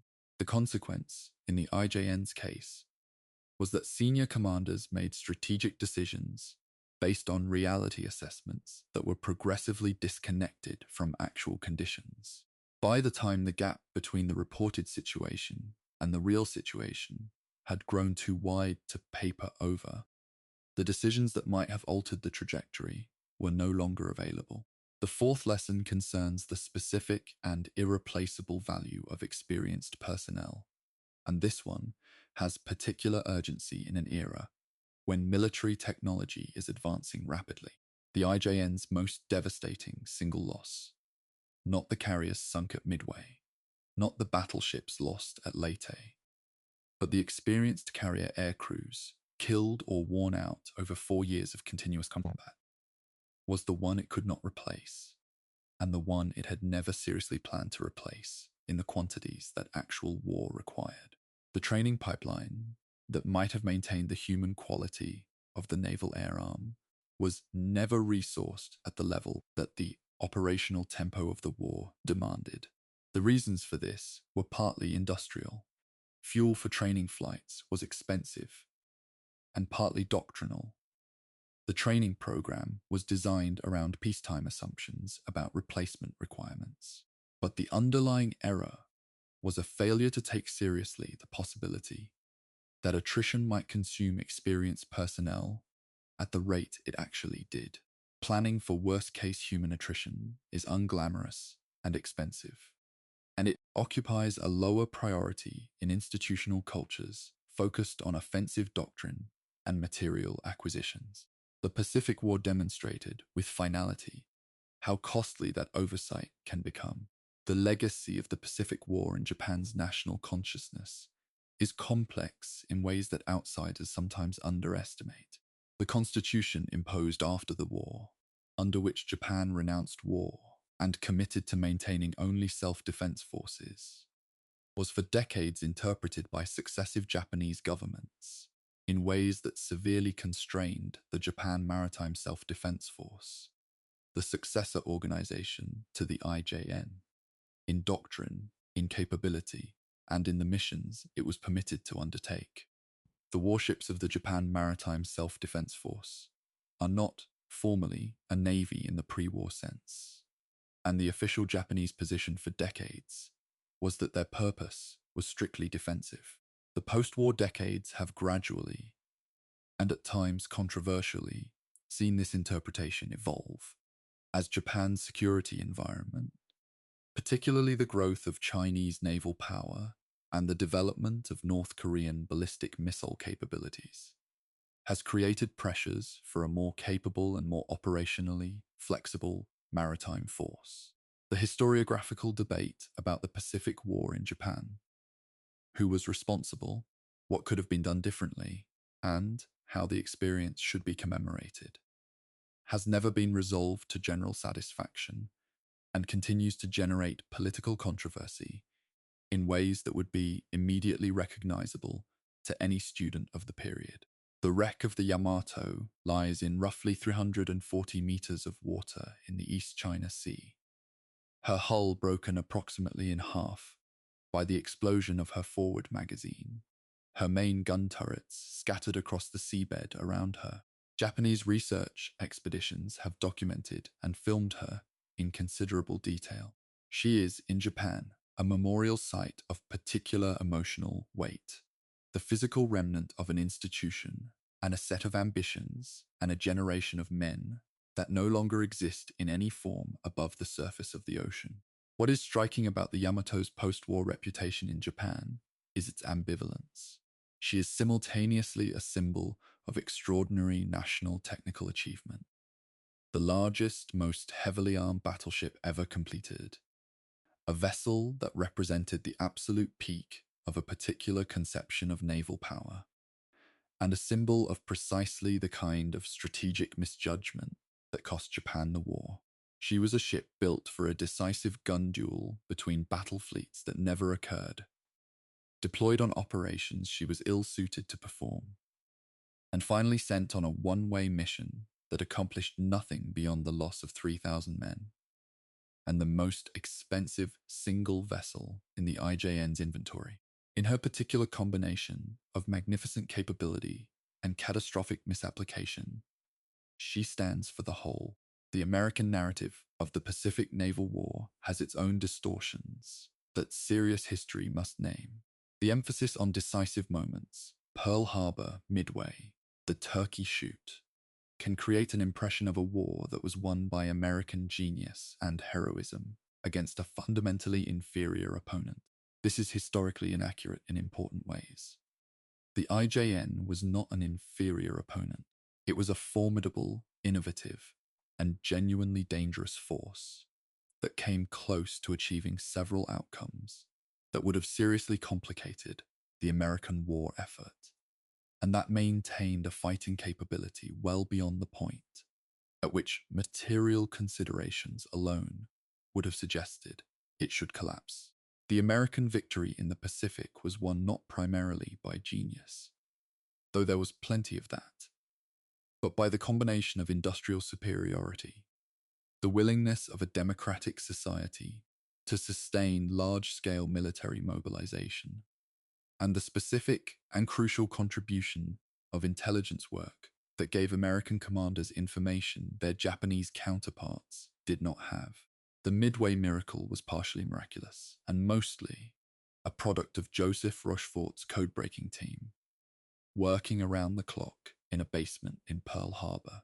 The officers and sailors of the Imperial Japanese Navy who fought this war were human beings shaped by the world they were born into, its ambitions its blind spots, its institutional commitments, and its capacity for both extraordinary courage and catastrophic error. The same is true of the Americans who defeated them. The history we have covered across these chapters is not, finally, a history of villains and heroes, though it contains acts that deserve both descriptions. It is a history of institutions and individuals navigating conditions of extreme uncertainty, making decisions under pressure with incomplete information, and living, or dying, with the consequences.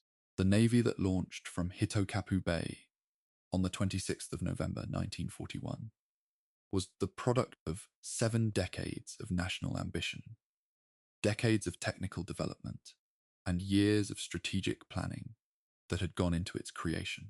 It was destroyed in 4 years by a combination of forces that, in aggregate, it could not overcome. Understanding how and why it was destroyed, not as a morality tale, but as a precise analysis of how military power is built, sustained, and ultimately consumed, is what these 15 chapters have attempted. There is one final image worth carrying from this history. In the summer of 1945, in the harbour at Kure, the remaining heavy ships of the Imperial Japanese Navy sat at anchor, stripped of their fuel, their ammunition depleted, their crews reduced. American carrier aircraft came in low off the inland sea on the 24th and 28th of July, 1945, and struck everything that remained. The battleship Hyuga, the carrier Amagi, the cruiser Oyodo.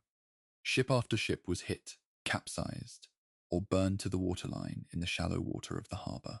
The ships that had represented the greatest naval power Japan had ever assembled were, in those 2 July raids, reduced to wreckage visible at low tide. There was no fleet action, no decisive battle, no final exchange of main battery salvos. At 8,000 meters across the grey Pacific, the war that had been built around the concept of the decisive fleet engagement ended not with a battle, but with anchored ships being destroyed by aircraft from a fleet they could not reach, in a harbour they could not defend. The gap between how the IJN's leadership had imagined the war would end and how it actually ended. That gap is, perhaps, the most honest measure of the distance between the world that the Japanese naval strategists had planned for and the world that actually arrived.